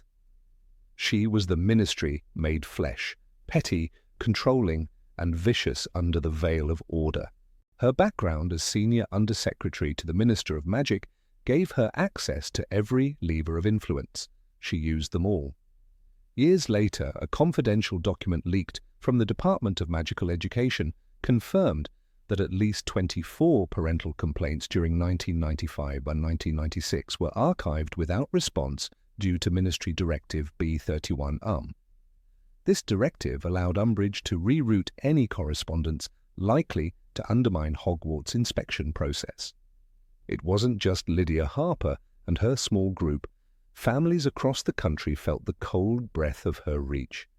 In Cornwall, a single mother named Elspeth Rosier was visited by two unsmiling auras after she owled a request for her daughter to be transferred out of Umbridge's care. The reason given? Routine security check. In Inverness, a father named Graham McBain tried to send a howler to the Hogwarts board. The letter never arrived. He later discovered that his owl had been confiscated for behavioral irregularities and returned with a ministry tag on its leg. And in Dublin, Maeve O'Hara, mother of a half-blood Slytherin student, found her vault at Gringotts mysteriously frozen for clerical review. It was unblocked after 3 weeks, but by then her business had collapsed. Each of these stories on its own might seem like coincidence. A policy shift here, a misunderstanding there. But together they form a web of fear, a deliberate campaign to stifle concern and eliminate interference. Umbridge didn't act alone. She was empowered, supported, and encouraged by a system that valued obedience over truth. Her orders carried the authority of the minister himself, Cornelius Fudge, who feared Dumbledore's influence more than Voldemort's return. "The ministry's job," he once said, "is to protect the people." But under Umbridge, protection looked a lot like suppression. The tragedy is not that Umbridge had power. The tragedy is how easily everyone let her use it. Hogwarts was only the visible part of her regime. The real damage was done in living rooms and offices where fear silenced love. When Umbridge was finally removed after the events at the Department of Mysteries, there was no reckoning, no trials, no public apologies. Parents who had been targeted received no explanations. Their stories became footnotes, or worse, were forgotten entirely. But those who lived through it remember Lydia Harper never returned to the ministry. She homeschooled Martha for her final year, fearing another regime might rise. "She smiled as she ruined us," Lydia once wrote in her personal memoir. It wasn't power she loved, it was the silence after. In the end, the films gave us the surface. They gave us a toad-like woman, a blood quill, and a terrible laugh. But the books and the stories behind the books show something deeper. A system of fear, a machinery of silence, and a woman who knew exactly how to use both. Number 20, Collection of Forbidden Artifacts. It is a curious contradiction. Dolores Umbridge, the self-proclaimed defender of order, justice, and ministry-sanctioned righteousness, had a secret she never wanted anyone to discover. Behind the pink curtains, beneath the teacups decorated with prancing kittens, there existed a private world, far darker than her sugary smile ever revealed. While the films chose to focus on her cruelty, control, and obsession with punishment, They omitted something far more unsettling: her private collection of enchanted, highly questionable magical artifacts. Those who entered her office might recall the oppressive air, the feeling of being watched, the strange nausea that clung to the back of one's mind like the shadow of a nightmare. Harry Potter, during his many detentions, often noted that in her presence he felt a strange sense of passivity, as though the fight had been drained from his bones. He chalked it up to exhaustion, perhaps to her patronizing tone. But the truth was more sinister. Hidden in the cabinet behind her desk, in drawers lined with anti-detection runes, lay artifacts whose origins were murky and whose magic was far from harmless. According to a former ministry employee who once worked in the Department of Magical Law Enforcement, Umbridge had long harboured an interest in magical instruments designed not for defence, but for submission. Her fascination bordered on obsession. During the First Wizarding War, when dark objects were being seized in droves, she quietly retained a few under the guise of private study. One such artifact, the Mirror of Civility, was designed during the dark reign of the Caro family. Unlike the famous Mirror of Erised, this one did not show desires. It projected them, manipulating viewers into submission by overwhelming them with guilt, inadequacy, and self-doubt. The Ministry, of course, banned its use, but it is whispered that Umbridge had it hung behind a glamour on her office wall. In the fifth book, Harry Potter and the Order of the Phoenix, we are given only brief glimpses of her decor. The surfaces of the desk were as clean as the lace doilies that lay upon them. There were several framed photographs of cats around the room. There was a strong smell of tea and kittens. Yet something more lingered. Though not written in the official text, a series of notes found in J.K. Rowling's archived drafts suggest that there were originally intended to be mentions of a thin, high-pitched hum that followed Umbridge wherever she went. It was not a sound per se, but a resonance. Those sensitive to magic, like Harry or even Luna Lovegood, would have picked up on it immediately, an enchantment designed to suppress rebellious thought. The films portrayed her as a caricature of tyranny, but removed the darker layers that made her truly terrifying. For example, her use of the blood quill, a banned object that carves words into the user's skin, was merely the surface. There were other items. Among them, a small silver bell said to emit a frequency that induces anxiety in magical creatures. This might explain why even Professor McGonagall, calm, composed, and steadfast, once said of Umbridge, "She's interfering at every level, it's becoming impossible." Perhaps it wasn't just policy, but something more invasive, more magically charged that created this tension. One object in particular has gained notoriety in recent years thanks to an anonymous leak from a magical artifacts registrar at the Department of Mysteries. This object, referred to only as Item 331B, is described in ministry files as a suppression sphere, a smooth black orb that emits a mental dampening field within a radius of 5 meters. The user within the field finds it difficult to argue, to resist commands, or even to think critically. It was originally discovered in a forgotten chamber below the department's time room and was deemed unfit for ethical study. Yet the logs show it was signed out by a senior undersecretary, Dolores Jane Umbridge, on a special temporary transfer form. No record of its return exists. While no solid evidence links this artifact to her tenure at Hogwarts, the effect it had is disturbingly consistent with what many students experienced. Hermione Granger later told Rita Skeeter in a private interview, "It was as if something hung over the place. Not just her rules or her punishments, something deeper. You'd walk into her office and lose the will to fight." The quote never made it to publication, allegedly pulled at the last moment under ministry pressure. But the fact remains, Umbridge's office wasn't just a place of bureaucratic cruelty. It was a fortress of magical control. Even Filch, loyal as he was to any figure of authority, kept his distance. In one overlooked passage of the original manuscript, there was an extended scene in which he pauses outside her door, muttering about the whispering, before hurrying off down the corridor. Rowling later admitted in an interview that she had initially intended Umbridge to be in possession of several relics tied to ancient magical coercion, but chose to omit those elements to avoid shifting the tone too far into horror. There is also the case of the chime of conformity, a seemingly innocent wind chime that hung above her door. Professor Flitwick, in one of his side notes to Headmaster Dumbledore, mentioned sensing residual compulsion magic on the item. This chime was rumoured to release calming tones that slowly aligned a listener's thoughts with those of the caster. It was subtle, undetectable to the untrained ear, but effective.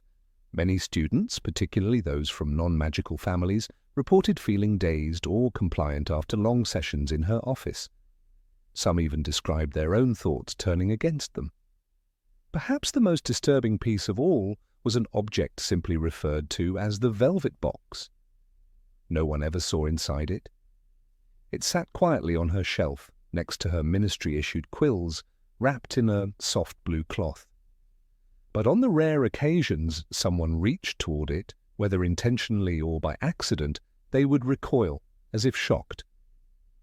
Professor Trelawney claimed the box gave off auras of shadow and secrecy, though her testimony was dismissed as dramatic nonsense. Still it remained locked, unopened, even after her removal from Hogwarts. Seamus Finnegan once noted in conversation years later that her office smelled like a funeral home, no matter how many flowers she kept. That scent, faintly metallic like old blood and roses, was a sign to those who understood dark magic.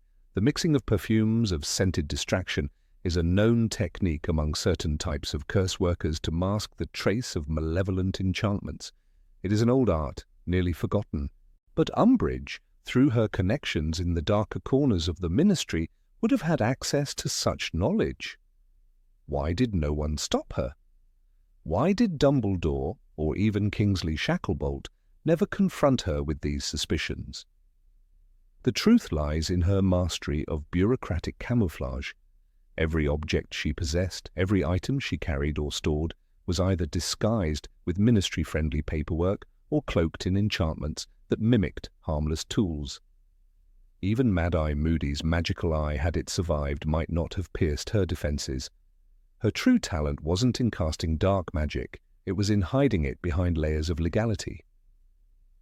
In a confidential report found among Dumbledore's papers after his death, there is a single line that offers chilling insight. Dolores Umbridge does not believe she is evil, she believes she is right, and she will use any means necessary to enforce that belief. This, more than anything else, explains the presence of those artifacts. They were not weapons to her, they were instruments of justice, and in her mind, justice had no limits.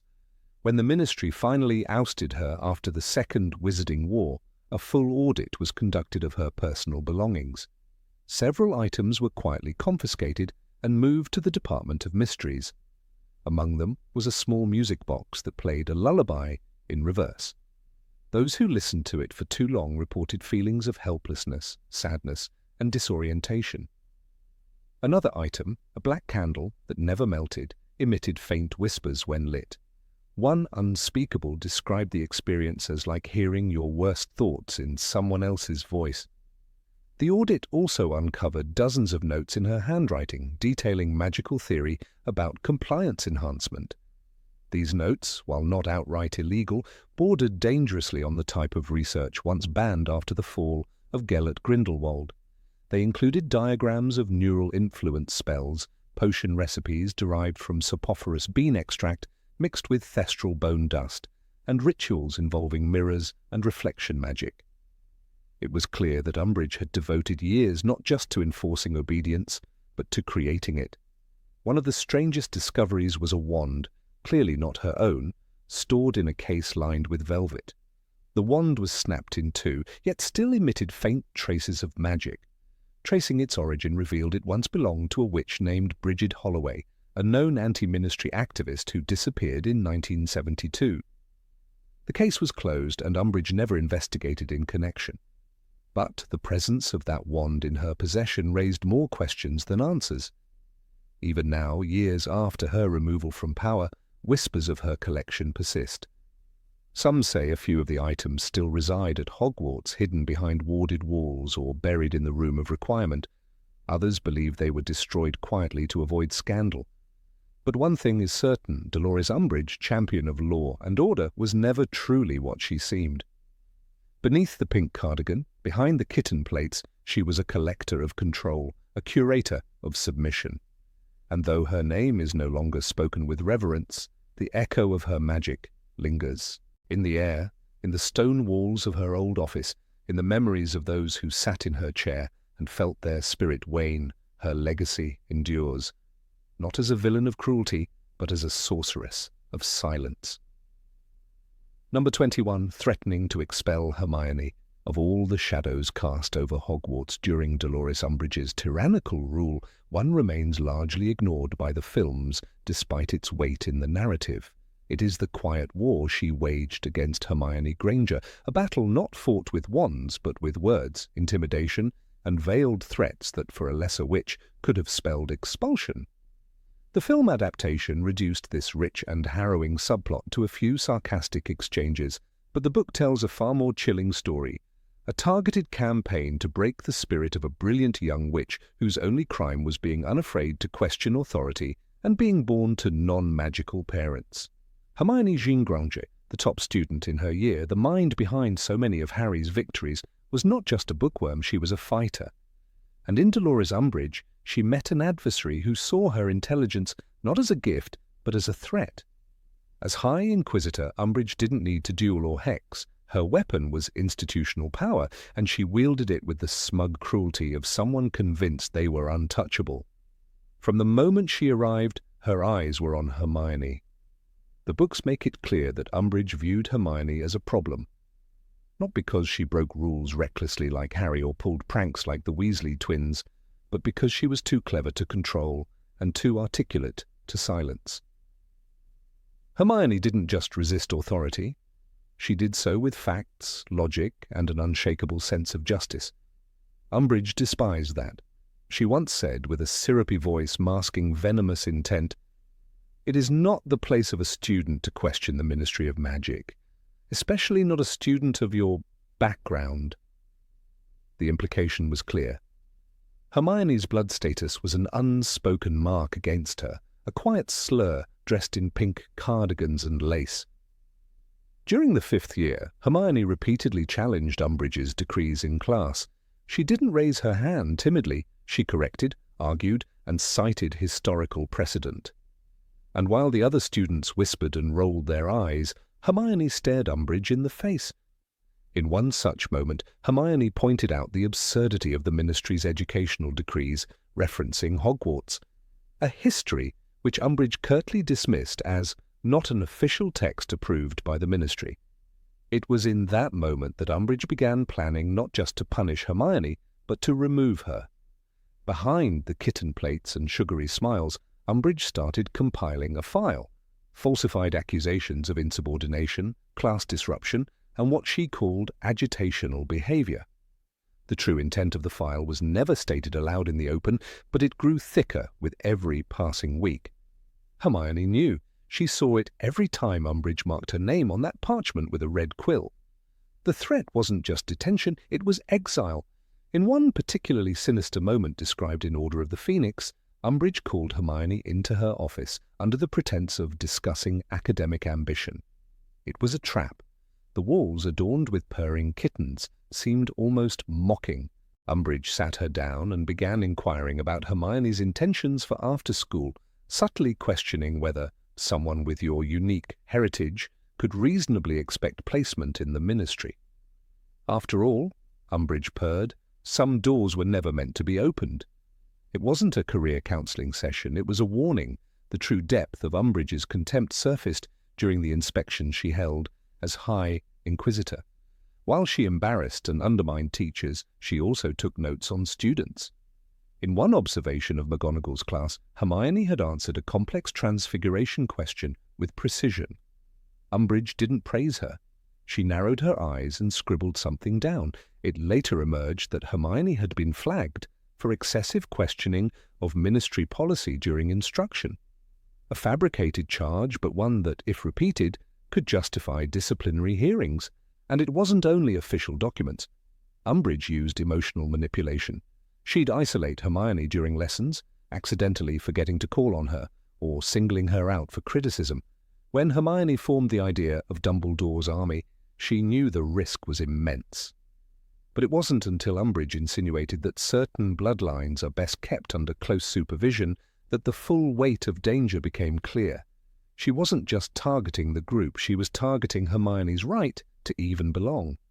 The book includes a passage in which Hermione reflects on Umbridge's hostility. "It's like she thinks she can erase me just by pretending I shouldn't be here," she tells Harry after another humiliating encounter. That sentence reveals everything. For Umbridge, Hermione symbolized a future she feared, where power wasn't reserved for purebloods or bureaucrats, but earned through merit and integrity. This wasn't about rule-breaking. This was systemic prejudice under the veil of order. Hermione, with her unmatched intellect and stubborn defiance, posed a greater threat to Umbridge than Fred and George ever could. They could be laughed off as pranksters. Hermione, however, offered a vision of truth and fairness that exposed Umbridge's petty authoritarianism for what it was. The culmination of Umbridge's quiet war came when Dumbledore took the fall for Dumbledore's army. Hermione wasn't expelled, though she had organized the group, trained the members, and even charmed the sign-up parchment with a jinx to reveal traitors. Umbridge couldn't prove it, but that didn't stop her from trying. In a private interrogation detailed in the book but absent from the films, Umbridge cornered Hermione in the hallway. She didn't yell or threaten detention. She whispered, "A girl with your background should learn when to stop talking." Hermione walked away, but her hands were shaking. Even as the year progressed and resistance grew stronger, Umbridge never let go of her disdain. She called Hermione Miss Know-It-All with a bitterness that seemed almost personal. When Hagrid was sacked and Trelawney humiliated, it was Hermione who stood firm and questioned the cruelty. Umbridge glared at her with a look that suggested it would be easier if Hermione just disappeared. When the centaurs took Umbridge into the forest, many readers cheered. But Hermione's role in leading her there was not just cleverness, it was justice served with silent fury. Hermione lured her there not with brute force, but with cunning and precision. That act, stripping Umbridge of control without using a single spell, was her silent victory. In the films we lose these intricacies. We get a sanitized version, a few witty retorts, some eye rolls, a catty exchange or two, but we never see the prolonged psychological warfare Umbridge inflicted on Hermione. We don't see how Hermione, born to Muggles, withstood subtle threats designed to make her question her worth. The strength it took to walk through those halls each day, knowing that the very system you excel in is built to exclude you, is never fully shown. What the film misses most is that this wasn't just about Umbridge versus Hermione, it was about ideology. Umbridge represented a world that sought to regulate knowledge, suppress critical thought, and divide society by blood. Hermione was the antithesis of that world, curious, fair, and unafraid. Her courage wasn't loud, it was quiet, academic, and unwavering. Even Dumbledore, with all his wisdom, knew Hermione's role was pivotal. He once remarked that bravery takes many forms. Hermione's form was standing up in a classroom and saying, "That's not right," even when everyone else was silent.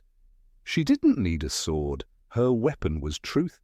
The books gave us a Hermione who was constantly tested, not just by dark wizards, but by the subtle cruelty of institutionalized prejudice.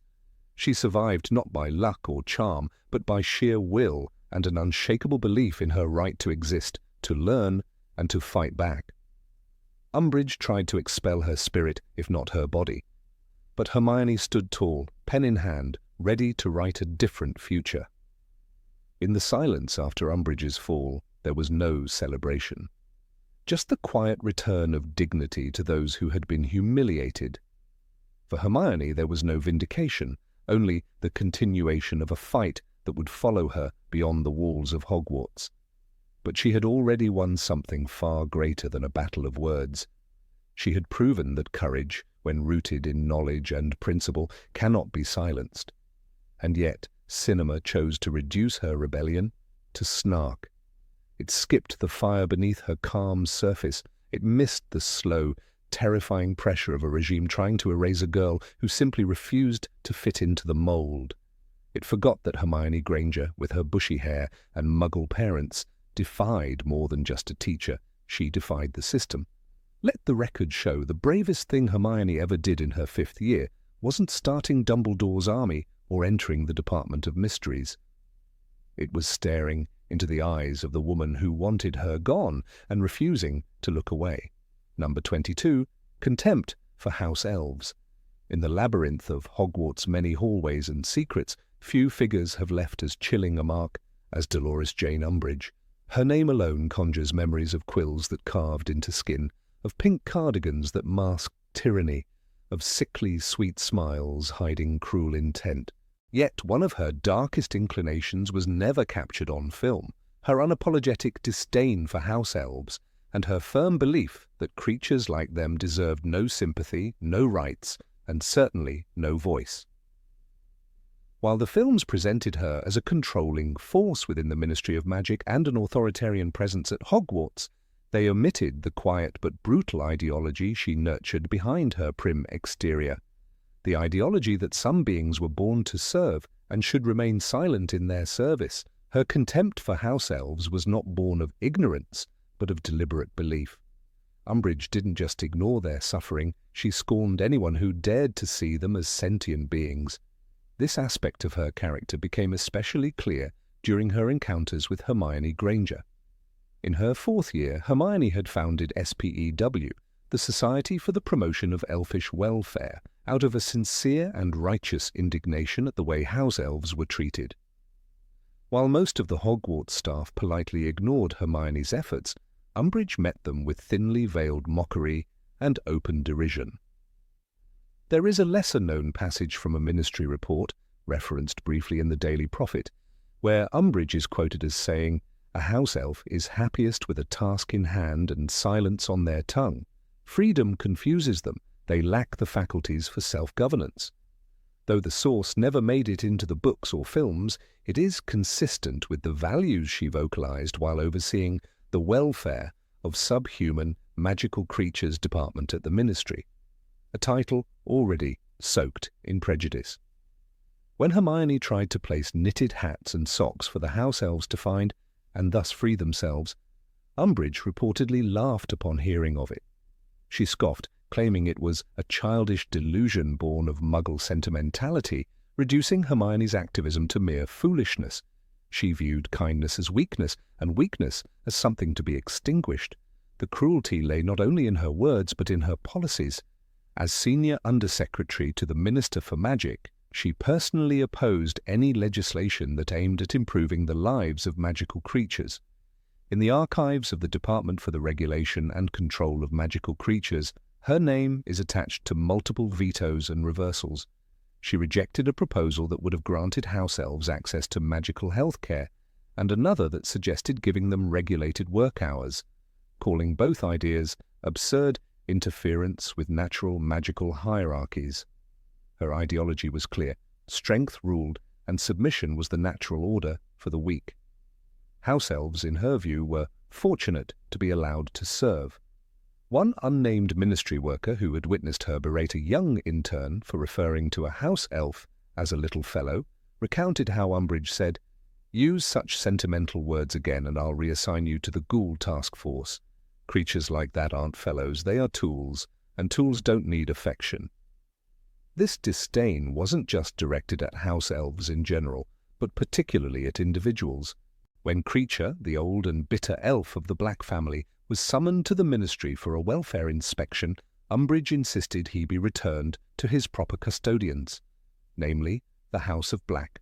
When it was noted that the last Black heir had died, she declared that Creature should be assigned to a pure-blood household, where he could resume proper function. But perhaps the most revealing moment of her ideology came during a private conversation overheard by Arthur Weasley, then working in the Misuse of Muggle Artifacts office. It was during a tense discussion about centaur rights when the conversation drifted to the treatment of other magical beings. Umbridge, in her trademark syrupy tone, remarked, "One mustn't waste time reforming the ungrateful. House elves don't want rights.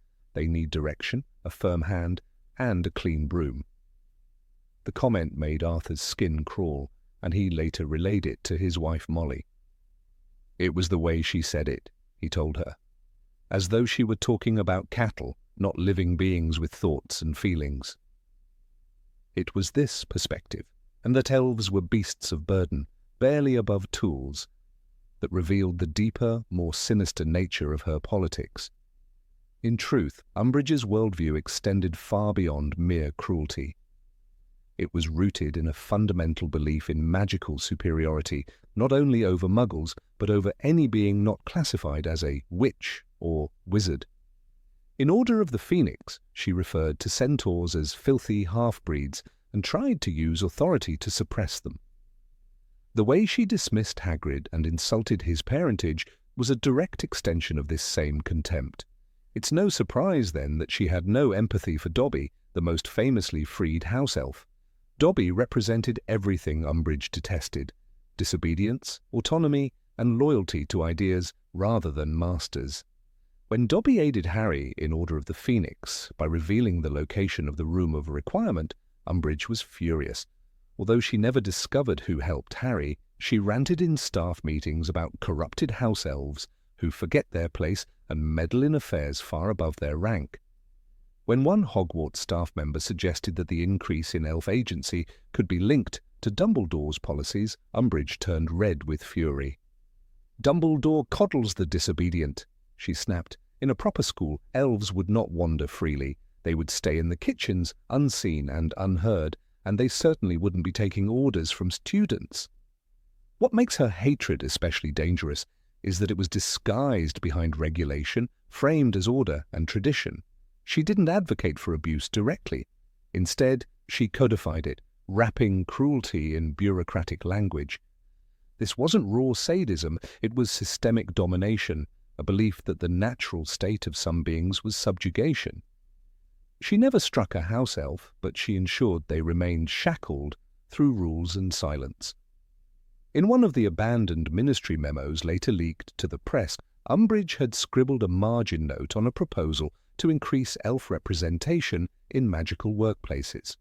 Her note read, "Ridiculous. Next, they'll be demanding wands and pensions. We cannot indulge in such fantasy. Magical creatures must remain managed, not empowered." There is a moment during the 5th book that gives us the clearest glimpse into her soul. After being taken by the centaurs in the Forbidden Forest, Umbridge is returned shaken and broken. Yet she doesn't reflect or learn from the experience. Instead, she redoubles her efforts to categorize centaurs and elves alike as dangerous, pushing harder for magical creatures to be monitored, silenced, and restrained. Her trauma only hardened her ideology. Even her time at Azkaban did nothing to soften her stance. Years later, when she briefly returned to the ministry under a different administration, she continued to resist any elf-related reform. In one of her few recorded testimonies, she stated, "If we continue treating these creatures as equals, we jeopardize the very fabric of magical society. They were made to serve. That is the truth." It is haunting to think that such views could live comfortably within the heart of the government. But that is what makes Umbridge terrifying. Not that she was an outlier, but that she was the system. She enforced tradition like a religion, and house elves were simply collateral in her vision of magical order. It's easy to vilify Voldemort and the Dark Lord who sought conquest and death, but Umbridge's evil is quieter, dressed in lace and charm. It doesn't roar, it legislates. And in that silence, it thrives. The forgotten, the dismissed, the enslaved, these were her targets, not with violence, but with policies, words, and ridicule. Hermione once said, "It's slavery, that's what it is, that Mr. Crouch made her go back," referring to Winky, another house elf forced to return to her duties. Umbridge would have laughed at this sentiment, perhaps called it melodramatic. She would never see elves as beings capable of suffering, because that would require seeing them as beings at all. So much of Umbridge's darkness never made it to screen, but it lurks between the lines of the books. The way she moved, the way she smiled, the way she narrowed her eyes at those beneath her. She saw kindness as foolishness, compassion as rebellion, and equality as chaos. Her contempt for house elves was not a side note in her character. It was a central pillar, a symbol of everything she believed in. A world where power is sacred, weakness is mocked, and silence is the law of the land. And in that world, the house elf was never a creature of magic and heart. To Umbridge, it was just a tool with no name, no voice, and no right to be anything else. Number 23, manipulation of magical creatures. Among the many crimes of Dolores Umbridge, there was one particularly chilling act that never made its way to the silver screen. While her sadistic punishments, her pink, lace-infested office, and her reign of terror at Hogwarts were all vividly portrayed in the films, one disturbing episode involving a magical creature was left buried deep within the pages of Harry Potter and the Order of the Phoenix. It is an act that speaks volumes about her character, not just her hunger for control, but her willingness to exploit, abuse, and discard even the most helpless beings if it served her pursuit of power. This is the tale of the troll that never returned. During her tenure as the Hogwarts High Inquisitor and temporary defense against the dark arts professor, Umbridge systematically dismantled the curriculum. Gone were the practical lessons that once helped students defend themselves against the dark forces of the world. She replaced them with a dry, lifeless slog through ministry-approved theory. Her rationale was clear: keep the students powerless and they will be easier to manage.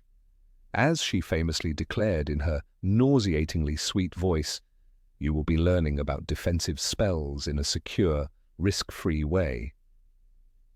But beneath this saccharine surface, she harbored a deep insecurity about her own magical competence. That insecurity was well known among her colleagues at the ministry, though few dared speak of it. She was not a witch of great magical prowess. Her talents lay in manipulation, bureaucracy, and cruelty. To those who served under her, she projected an image of precision and order, but behind the scenes she relied heavily on intimidation, control of information, and spectacle. And so when whispers at the ministry began to question whether she had the skill to teach defense at all, she decided to stage a demonstration. Sometime in mid-November of that dreadful school year, Umbridge sent an unsigned memo to the Department for the Regulation and Control of Magical Creatures. She did not go through official channels. There was no formal request logged. The message was clear but vague. One submissive and manageable troll was to be transported to Hogwarts Castle for educational purposes. The memo included a note that the creature would be well handled, supervised, and returned unharmed. But those working in the department knew better. Umbridge's name was not on the parchment, but her signature scent of bureaucracy masked in cruelty clung to every syllable. The troll in question was named Gornuk, not to be confused with the goblin of the same name. He was a young mountain troll, captured and partially trained by the Ministry's experimental creature subdivision. He had been used in several Ministry simulations and had shown promising signs of docility, at least by troll standards. He responded to commands, did not exhibit excessive aggression, and could even follow a trainer's simple instructions. The department staff had grown strangely fond of him. One worker, a young woman named Marla Digby, had even been reprimanded for sneaking him sugared pumpkins on her breaks. When Gornuk arrived at Hogwarts, he was sealed inside a heavily enchanted cage, enchanted with anti-disapparition wards and reinforced steel charms. The delivery team, consisting of 2 unspeakables and 1 creature handler, was instructed to leave immediately upon delivery. No questions, no lingering. Umbridge had the troll wheeled into one of the unused dungeons, far away from the students' usual path. The next day, she quietly summoned a handful of Slytherin students, her loyal enforcers, to witness what she dubbed a controlled exhibition of magical authority. There are no official records of what happened in that dungeon, but several accounts, pieced together later from student rumors and staff observations, suggest that Gornuk was not in a good state when he was brought in. Some claimed he had fresh wounds across his chest, and others noticed that the staff who handled the cage seemed nervous, refusing to meet anyone's eyes. What we do know is that by the end of that week, the troll was gone, and no explanation was ever given. Argus Filch, the caretaker, was seen hauling large buckets of water and rags, stained with a dark brownish substance, down to the dungeons 2 days after the demonstration. When questioned, he grumbled something about cleaning up a mess from one of the new professor's projects. One Gryffindor student swore he heard a loud, mournful howl echoing through the lower levels of the castle the night after the demonstration. Another claimed that he saw what looked like a large shape covered in a blood-stained tarp being levitated out of the school grounds in the dead of night. The films, with all their power, chose to leave this tale untold. But in the original book, there is a moment, brief, almost imperceptible, where Umbridge boasts about her versatility in handling magical creatures during a particularly tense exchange with Professors McGonagall and Flitwick. She states, "The Ministry has full confidence in my experience with all manner of magical beings." The sentence passes quickly, buried among her many self-aggrandizing remarks. But once the story of Gornuk is known, the words take on a chilling resonance. Rumours began to swirl after the Christmas holidays. A memo circulated within the Department for the Regulation and Control of Magical Creatures, asking if anyone had information about a troll named Gornuk. The file had gone missing. Marla Digby, who had been closest to the troll, requested clarification, but was met with silence. By February, whispers turned into unofficial investigations, but the file had vanished from the archives. No record of the transport remained. The unspeakables who had delivered the troll were reassigned. Marla was warned to stop asking questions if she wanted to keep her job. This would not be the first or last time Umbridge manipulated magical creatures for her own ends. She had long advocated for the suppression of centaur rites, calling them unruly and untrustworthy. Her eventual encounter with the Forbidden Forest centaurs was karmic in nature, a brutal poetic justice for someone who had dismissed non-human beings as nothing more than tools. But unlike that encounter, the incident with Gornuk remained in the shadows, hidden beneath layers of Ministry silence and Hogwarts secrecy. Professor Hagrid, who returned from his mission to the Giants shortly after the troll's disappearance, was deeply disturbed when he heard whispers of the event. Though he never spoke of it publicly, he was overheard one night in the Three Broomsticks muttering, "Ain't no place for that kind of thing in a school, ain't no place at all." He never mentioned Gornuk by name, but the grief in his voice was unmistakable. Even Rubeus Hagrid, who had faced dragons, giants, and more, seemed haunted by what had happened in that dungeon. Dolores Umbridge never faced consequences for the troll's disappearance. Like many of her misdeeds, it was buried under layers of administrative obfuscation. Her eventual arrest, following the Second Wizarding War, was related to her persecution of Muggleborns, not her treatment of magical creatures. And yet, for those who knew, the story of Gornuk was the clearest window into her soul. Not merely power-hungry, but cruel, calculated, and devoid of empathy. The story serves as a somber reminder of the unseen victims of authoritarian rule.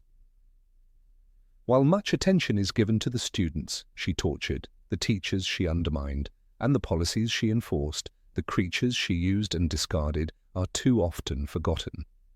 Gornuk, like so many magical beings caught in the machinery of human ambition, was seen as expendable, a prop in a performance of power.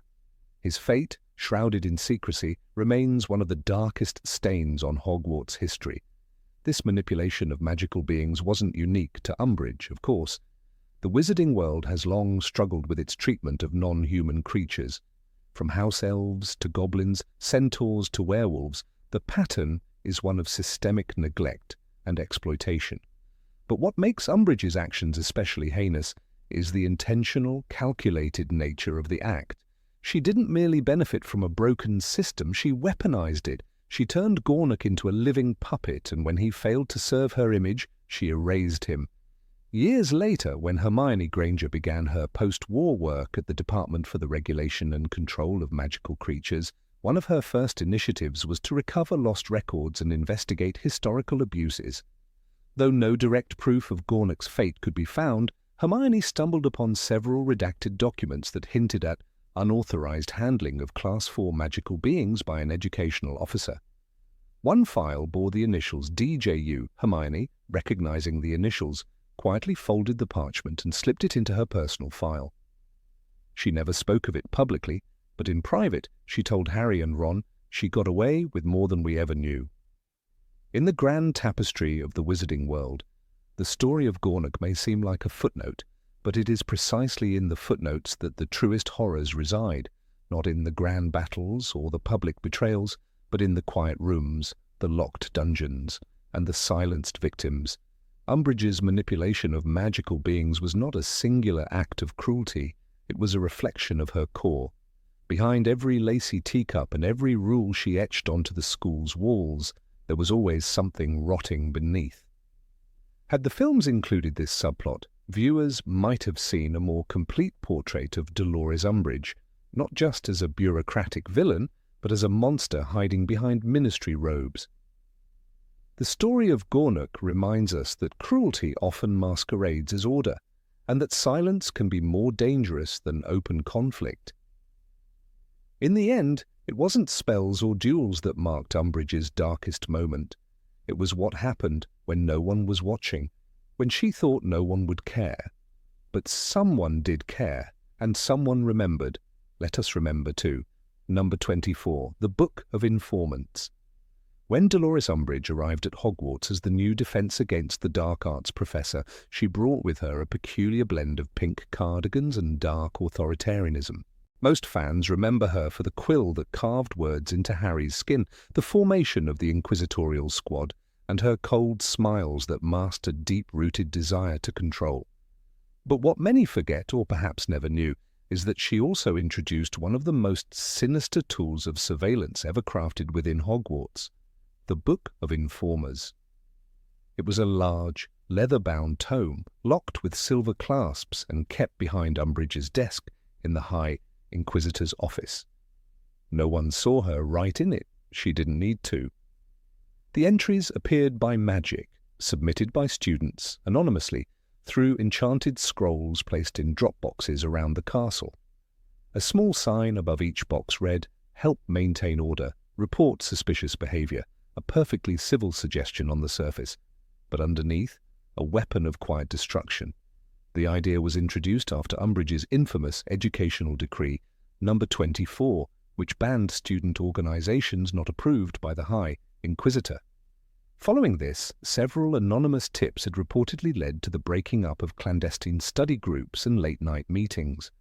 Umbridge, seeing the power in anonymous reporting, expanded it. She institutionalized it, and thus the book was born. Its magic was simple but terrifying. A student who suspected, disliked, envied, or simply wished harm on another could submit a written report with no name attached. The book didn't filter the lies from the truth. It didn't question motives. The entries were automatically added, and if deemed of interest, they triggered interrogations, not by teachers, by Umbridge herself, or more often by members of the Inquisitorial Squad, especially if the accused was a Gryffindor. Parvati Patil was among the first to speak about it years later during a post-war interview conducted by the Daily Prophet. "It wasn't just about discipline," she recalled. "It was psychological warfare. You didn't know who hated you enough to write your name. You didn't even know what you were being accused of." Indeed, several students were summoned simply for whispering in the corridors or reading Muggle newspapers. One particularly disturbing entry involved a Ravenclaw fourth-year, Edmund Trellick, a shy boy known for reading obscure magical theory books in the library's restricted section. An anonymous note accused him of studying subversive literature.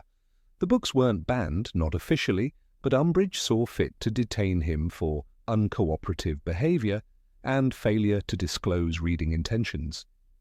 He missed an entire week of classes. Some students, like Draco Malfoy, reveled in the new system.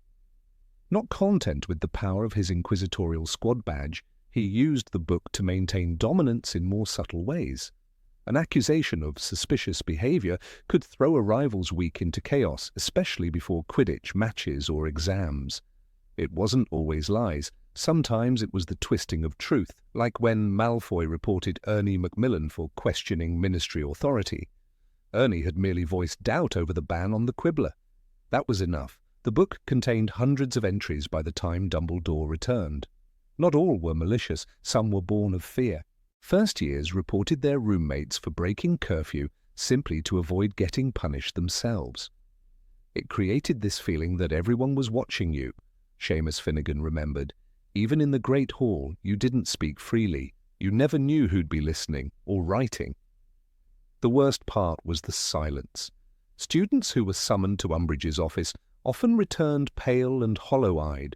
Not all were punished physically. Umbridge didn't need to use pain to dominate.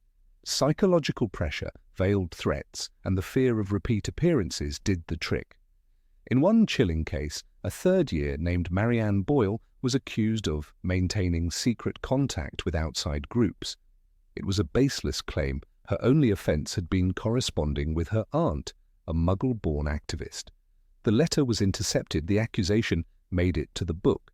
She was questioned 4 times and eventually stopped speaking altogether. Even professors found themselves ensnared by the ripple effects.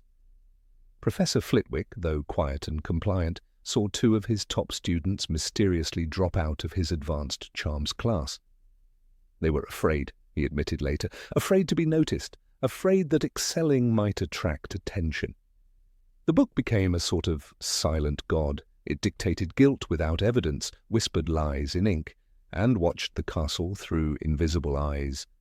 When Fred and George Weasley orchestrated their spectacular rebellion and left behind fireworks, swamp magic, and chaos, it wasn't just the spectacle that inspired students, it was their utter disregard for the system Umbridge had built. One of the fireworks reportedly destroyed one of the drop boxes. The cheers that followed were louder than any Quidditch match that year. What makes the Book of Informers especially disturbing is its bureaucratic elegance. It masqueraded as an administrative tool, an organizational necessity in times of danger. Dolores Umbridge never had to raise her voice. She simply pointed at an entry and demanded answers. "In times of uncertainty, order must prevail," she once wrote in a school-wide notice. "Discipline is kindness, surveillance is safety." These words now stand as a chilling reminder of how close Hogwarts came to losing its soul. Harry himself knew of the book, though he never wrote about it in detail.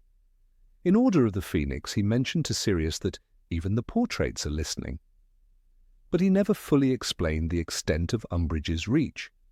Perhaps he feared to relive it, or perhaps he knew it wasn't about the book itself, it was about the climate of suspicion it created. The Inquisitorial Squad used it as a badge of honor. Pansy Parkinson was notorious for slipping anonymous scrolls into the boxes just before dinner. Her favorite targets were Hufflepuff students, who seemed too close to known Dumbledore's army members. In one entry, she described Susan Bones as overly sympathetic to known agitators. Susan was called in. She refused to answer questions. She was banned from Hogsmeade visits for a month. The real danger, of course, was not the book's magic. It was how quickly students adapted to its presence. Within weeks, it had become normal to report one another. Trust eroded. Friendships collapsed. One Gryffindor girl reportedly wrote an accusation against her best friend after a fight over a boy. The friend was detained. The romance dissolved anyway. The friendship never recovered. In many ways, the Book of Informers symbolized the full extent of Umbridge's control. She didn't just want obedience, she wanted complicity. She wanted students to police one another, to internalize her rules, to fear questioning. "Progress for the sake of progress must be discouraged," she said once, but what she really meant was obedience for the sake of control must be enforced. The destruction of the book was never detailed. When the Order reclaimed Hogwarts and Umbridge was finally ousted, most of her tools were burned. Some say the book disappeared with her, others say it was incinerated in a ritual cleansing by Professors McGonagall and Sprout. Whatever the truth, its shadow lingered. Students spoke of it in hushed tones for years. And even after Voldemort's fall, many remembered that some evils don't require Death Eaters or dark marks. Sometimes they wear pink and smile sweetly. Years later, Hermione Granger, as Minister for Magic, passed a law banning the use of anonymous magical accusations in all academic institutions. She referenced the Hogwarts book incident explicitly. "Fear is not order," she said in her address. "Surveillance is not safety, and truth cannot survive where lies are protected by magic." What makes this forgotten artifact so chilling isn't its enchantment, it's how easily it could happen again. All it takes is one leader, cloaked in the illusion of order, to convince a community to turn on itself. All it takes is one book and one name. Even in a world filled with dark lords and cursed objects, the Book of Informers remains one of the most quietly terrifying relics in Hogwarts history. Because it didn't kill, it didn't hex, it didn't scream, it simply watched, it recorded. And it waited for a student to pick up a quill and whisper a name. Number 25, symbolic defacement of Dumbledore's portrait. There is a silence in Hogwarts that does not come from absence, but from deliberate erasure. A silence that once echoed through the stone corridors like a whispered warning. It came not when Albus Dumbledore left the castle, nor when his body was laid to rest, but later, when Dolores Umbridge climbed the marble staircase and set her sights on more than just the rules. What the films did not show, and what many fans may not know, is that Umbridge did not merely assume control of the school, she attempted something far darker. She waged war on memory, the memory of Dumbledore in particular. After Dumbledore's dramatic departure from Hogwarts, following the events involving the DA and the escape from his own arrest, the usual custom should have held. The former headmaster's portrait was to hang quietly among the others in the headmaster's office, a moving, thinking echo of the man who had guided the school through wars and whispers of war. Like portraits before his, Dumbledore's would have offered advice, commentary, and occasional wise silence. Yet for a time, that portrait was nowhere to be seen. Because Umbridge made sure of that. When Dolores Jane Umbridge took power as High Inquisitor and then acting headmistress, she did more than lock doors and chain up students. She exercised control over symbols, control over atmosphere. And in that mission, Dumbledore's portrait became her enemy. Not because it spoke too loudly, but because its presence alone defied her authority.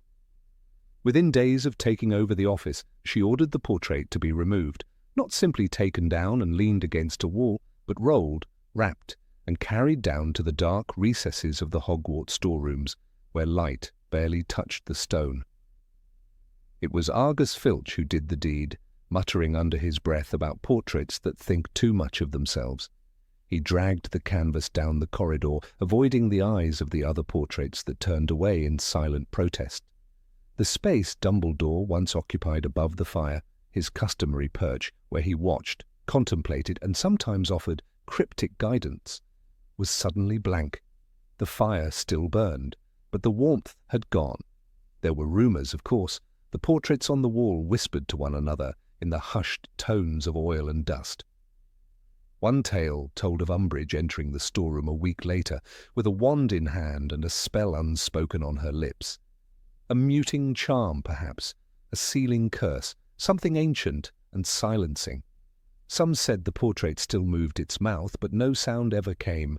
Others claimed that Dumbledore had simply closed his eyes, refusing to grant her the satisfaction of interaction. But why would Umbridge go so far? To understand her motivations is to understand the brittle core of her power. She ruled through fear, through control, and through the systematic dismantling of resistance. Dumbledore, even absent, was resistance personified. He represented everything she feared: autonomy, unpredictability, and the fierce loyalty he inspired in others. Harry Potter's unwavering faith in Dumbledore was like a flame in the dark.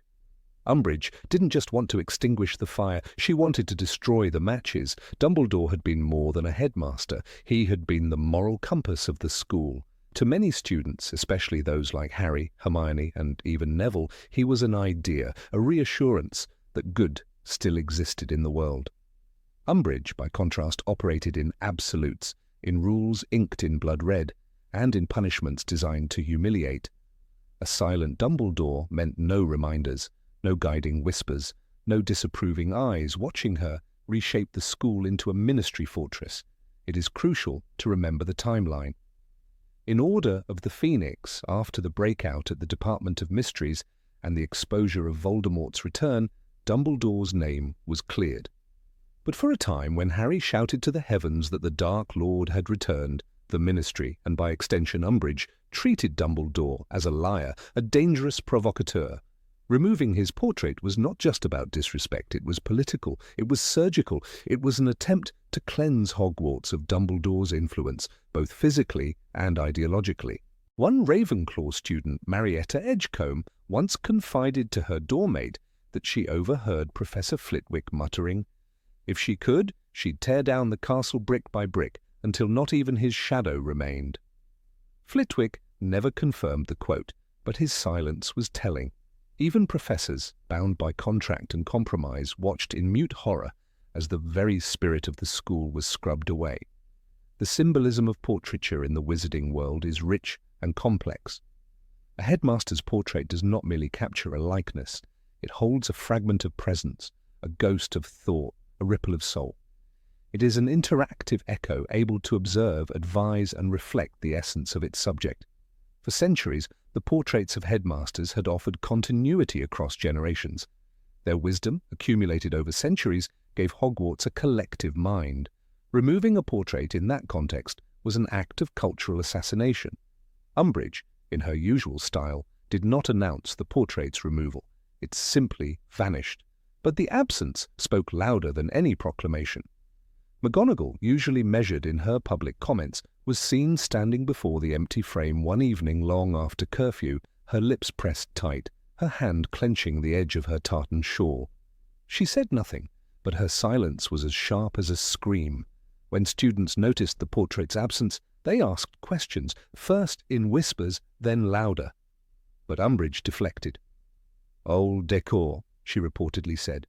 "Time for fresh leadership. New energy." She replaced the portrait space with a framed decree. "Dumbledore's army is disbanded. Any reference to it will result in immediate punishment." This replacement of legacy with law was textbook Umbridge. She wanted not only to silence the past, but to replace it with her version of the present. In her world, Dumbledore had been a threat to order, a rebel, a manipulator.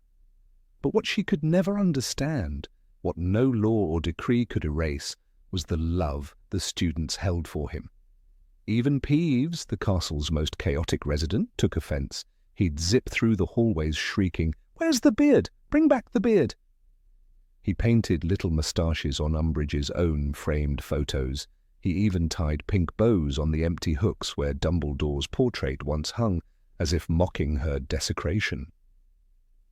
What is most chilling about this hidden episode is not just the portrait's removal, but the psychological implications. In that moment, Umbridge declared war on memory itself. She sought to reshape truth, to make the students forget the man who had stood for mercy, understanding, and bravery. She wanted Hogwarts to become not a sanctuary, but a citadel, one where the walls no longer whispered wisdom, but parroted propaganda. One cannot help but draw a parallel to darker moments in real-world history, where statues are toppled, books are burned, and images are scrubbed from photographs. Umbridge, in her polished pink tyranny, engaged in a wizarding form of memory-cide.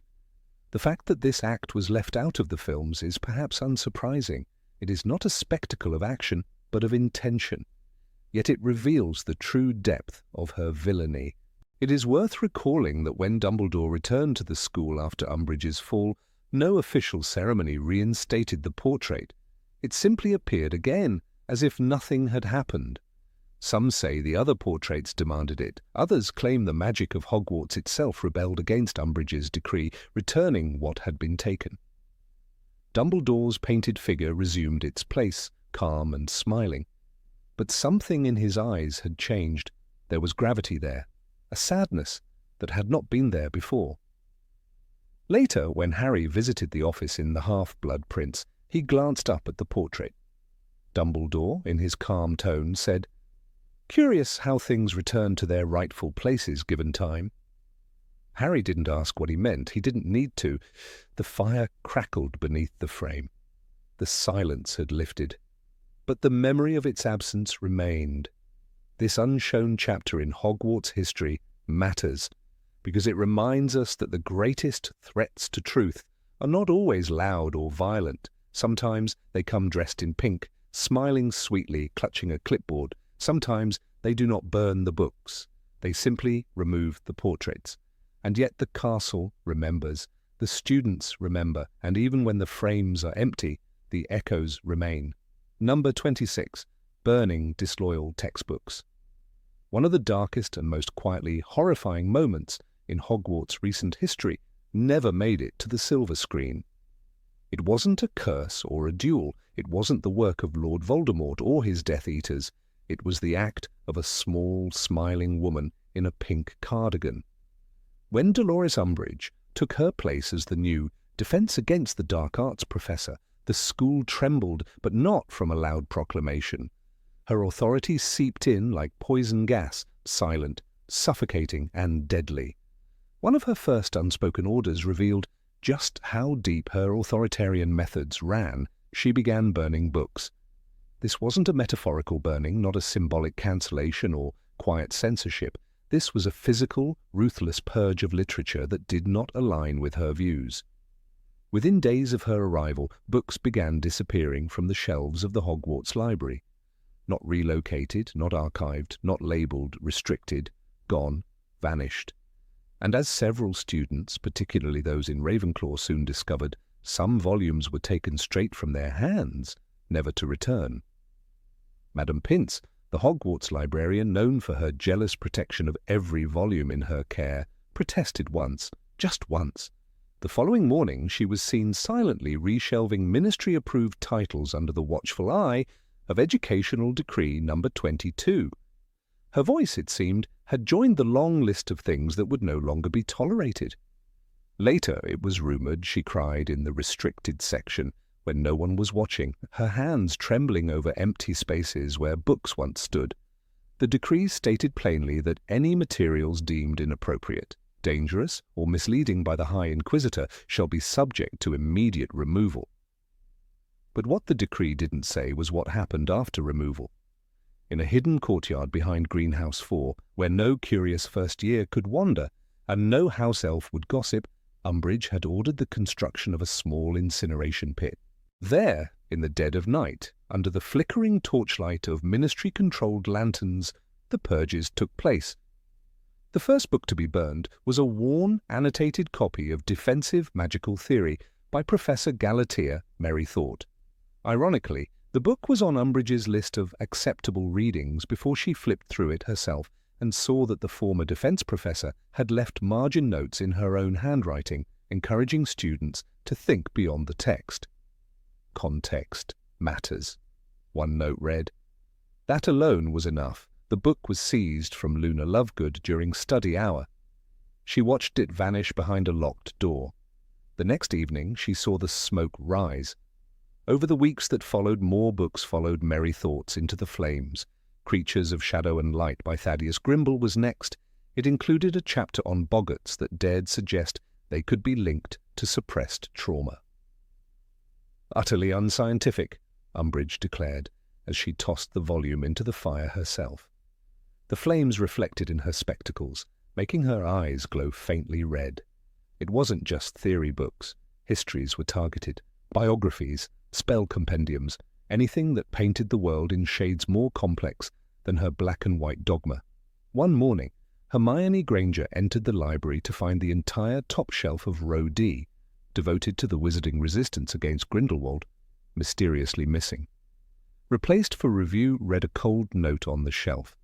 They never returned. Even a copy of Great Wizarding Duels of the 20th Century by Arcturus Brandt was seized. The book had been popular among dueling club members and was frequently used in mock tournaments, but it detailed encounters in which ministry figures were defeated or humiliated, and such nuance, such humility, did not fit within the image Umbridge tried to present. "Glorification of chaos," she muttered as she oversaw the book's destruction. Neville Longbottom once attempted to report the disappearance of Enchanted Forests and Their Defenders, a book his parents had given him. It had been a source of comfort, filled with stories of magical creatures and brave protectors who stood against darkness in its many forms. That day, he found only a smouldering fragment behind the greenhouse wall. The binding ribbon was unmistakable. He didn't speak about it again. Students began to speak in whispers. They memorized passages at night and passed handwritten copies of pages like contraband. When Seamus Finnegan was caught copying a particularly vivid explanation of Infera from a now-banned book, he was given 3 nights of detention and forced to write lines with a blood quill. Ignorance is strength. Doubt is defiance. The scar lasted weeks. In one particularly cruel twist, Umbridge confiscated a first-edition practical defensive magic and its use against the dark arts from a Hufflepuff named Ellie Turnley. The book had belonged to her great-grandfather, who had used its pages during the Goblin Rebellion. Ellie begged, cried, and finally threatened to tell her parents. Umbridge's response was swift and brutal. The book was burned in front of her, publicly, and the girl was given detention for emotional manipulation. This wasn't just destruction, it was indoctrination. As Umbridge's influence grew, the educational environment at Hogwarts warped. In her lessons, students were forbidden from speaking about duels. Creatures like werewolves and vampires were labelled disturbing distractions. Peeves, who once thrived on student rebellion, was oddly quiet whenever she was near. Rumour said even he feared her methods. As the fire pit behind the greenhouse became an open secret, some brave students dared to rescue what they could. Fred and George Weasley, masters of mischief, managed to steal a few books moments before confiscation. They hid them in the room of requirement. There, behind a tapestry and under a portrait of Barnabas the Barmy, a new underground library took root, dubbed the Hidden Shelf. The Hidden Shelf grew thanks to brave students like Lee Jordan, who snuck out of his dorm at night and smuggled in a battered copy of Curses and Counter-Curses by Vindictus Viridian. There, in whispers, students read about real dangers, real history, and the real defense against the things Umbridge pretended didn't exist. The atmosphere was electric with resistance. Umbridge's campaign escalated in the spring when she demanded the burning of modern magical history by Bathilda Bagshot. The book mentioned Dumbledore's duel with Grindelwald and subtly praised the Order of the Phoenix. Revisionist drivel, Umbridge spat. The book had been required reading for first years for decades. Now it was ash. That day, even the portraits in the corridors seemed darker. Hermione was among the few who fully understood the implications. "This is not just about education," she once whispered in the common room. "It's about erasing memory, rewriting the truth, making it so only her version of the world exists." She began collecting what she called lost texts, quotes, facts, names on scraps of parchment. A silent archive of what was no longer allowed. Even portraits began to protest. Phineas Nigellus Black, often cynical and aloof, remarked from his frame, "Even I find this excessive."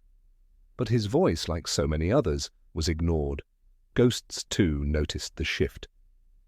The Grey Lady drifted restlessly through the library, mourning the silence that settled like dust where once ideas had flourished. The books that survived were few and hidden. Some were buried in enchanted boxes, others were transformed into mundane objects, like the Transfiguration textbook that was secretly enchanted to contain an entire, hidden copy of The Art of Magical Resistance by Elric Moonbeam. These small acts of defiance became sacred rituals. For Umbridge, the fire was never about the books, it was about power, control over thought, control over memory. If a book challenged her narrative, then its very existence was a threat. In burning them, she sent a message: there is no room for truth, only obedience. The Ministry didn't just control the future, it was rewriting the past. Perhaps the most tragic loss was Witch Trials and Magical Inquisition, a history which detailed centuries of persecution against magical people. It had helped students understand the dangers of fear and scapegoating. It vanished from every copy within a week. Not a single volume remained. Some say even the Ministry couldn't find it afterward. Years later, when the castle had returned to peace and the library restored, Madame Pince kept a quiet list of the books that had vanished. She called it the Burned Index. It was never publicly displayed, but once, when asked about it, she said, Some knowledge is like fire. You can extinguish the flame, but the spark remains. The legacy of those burned books lives on, not in pages, but in the students who read them, remembered them, and resisted. Umbridge may have scorched the parchment, but she could not burn the minds that had already learned. And that, perhaps, is where true magic resides.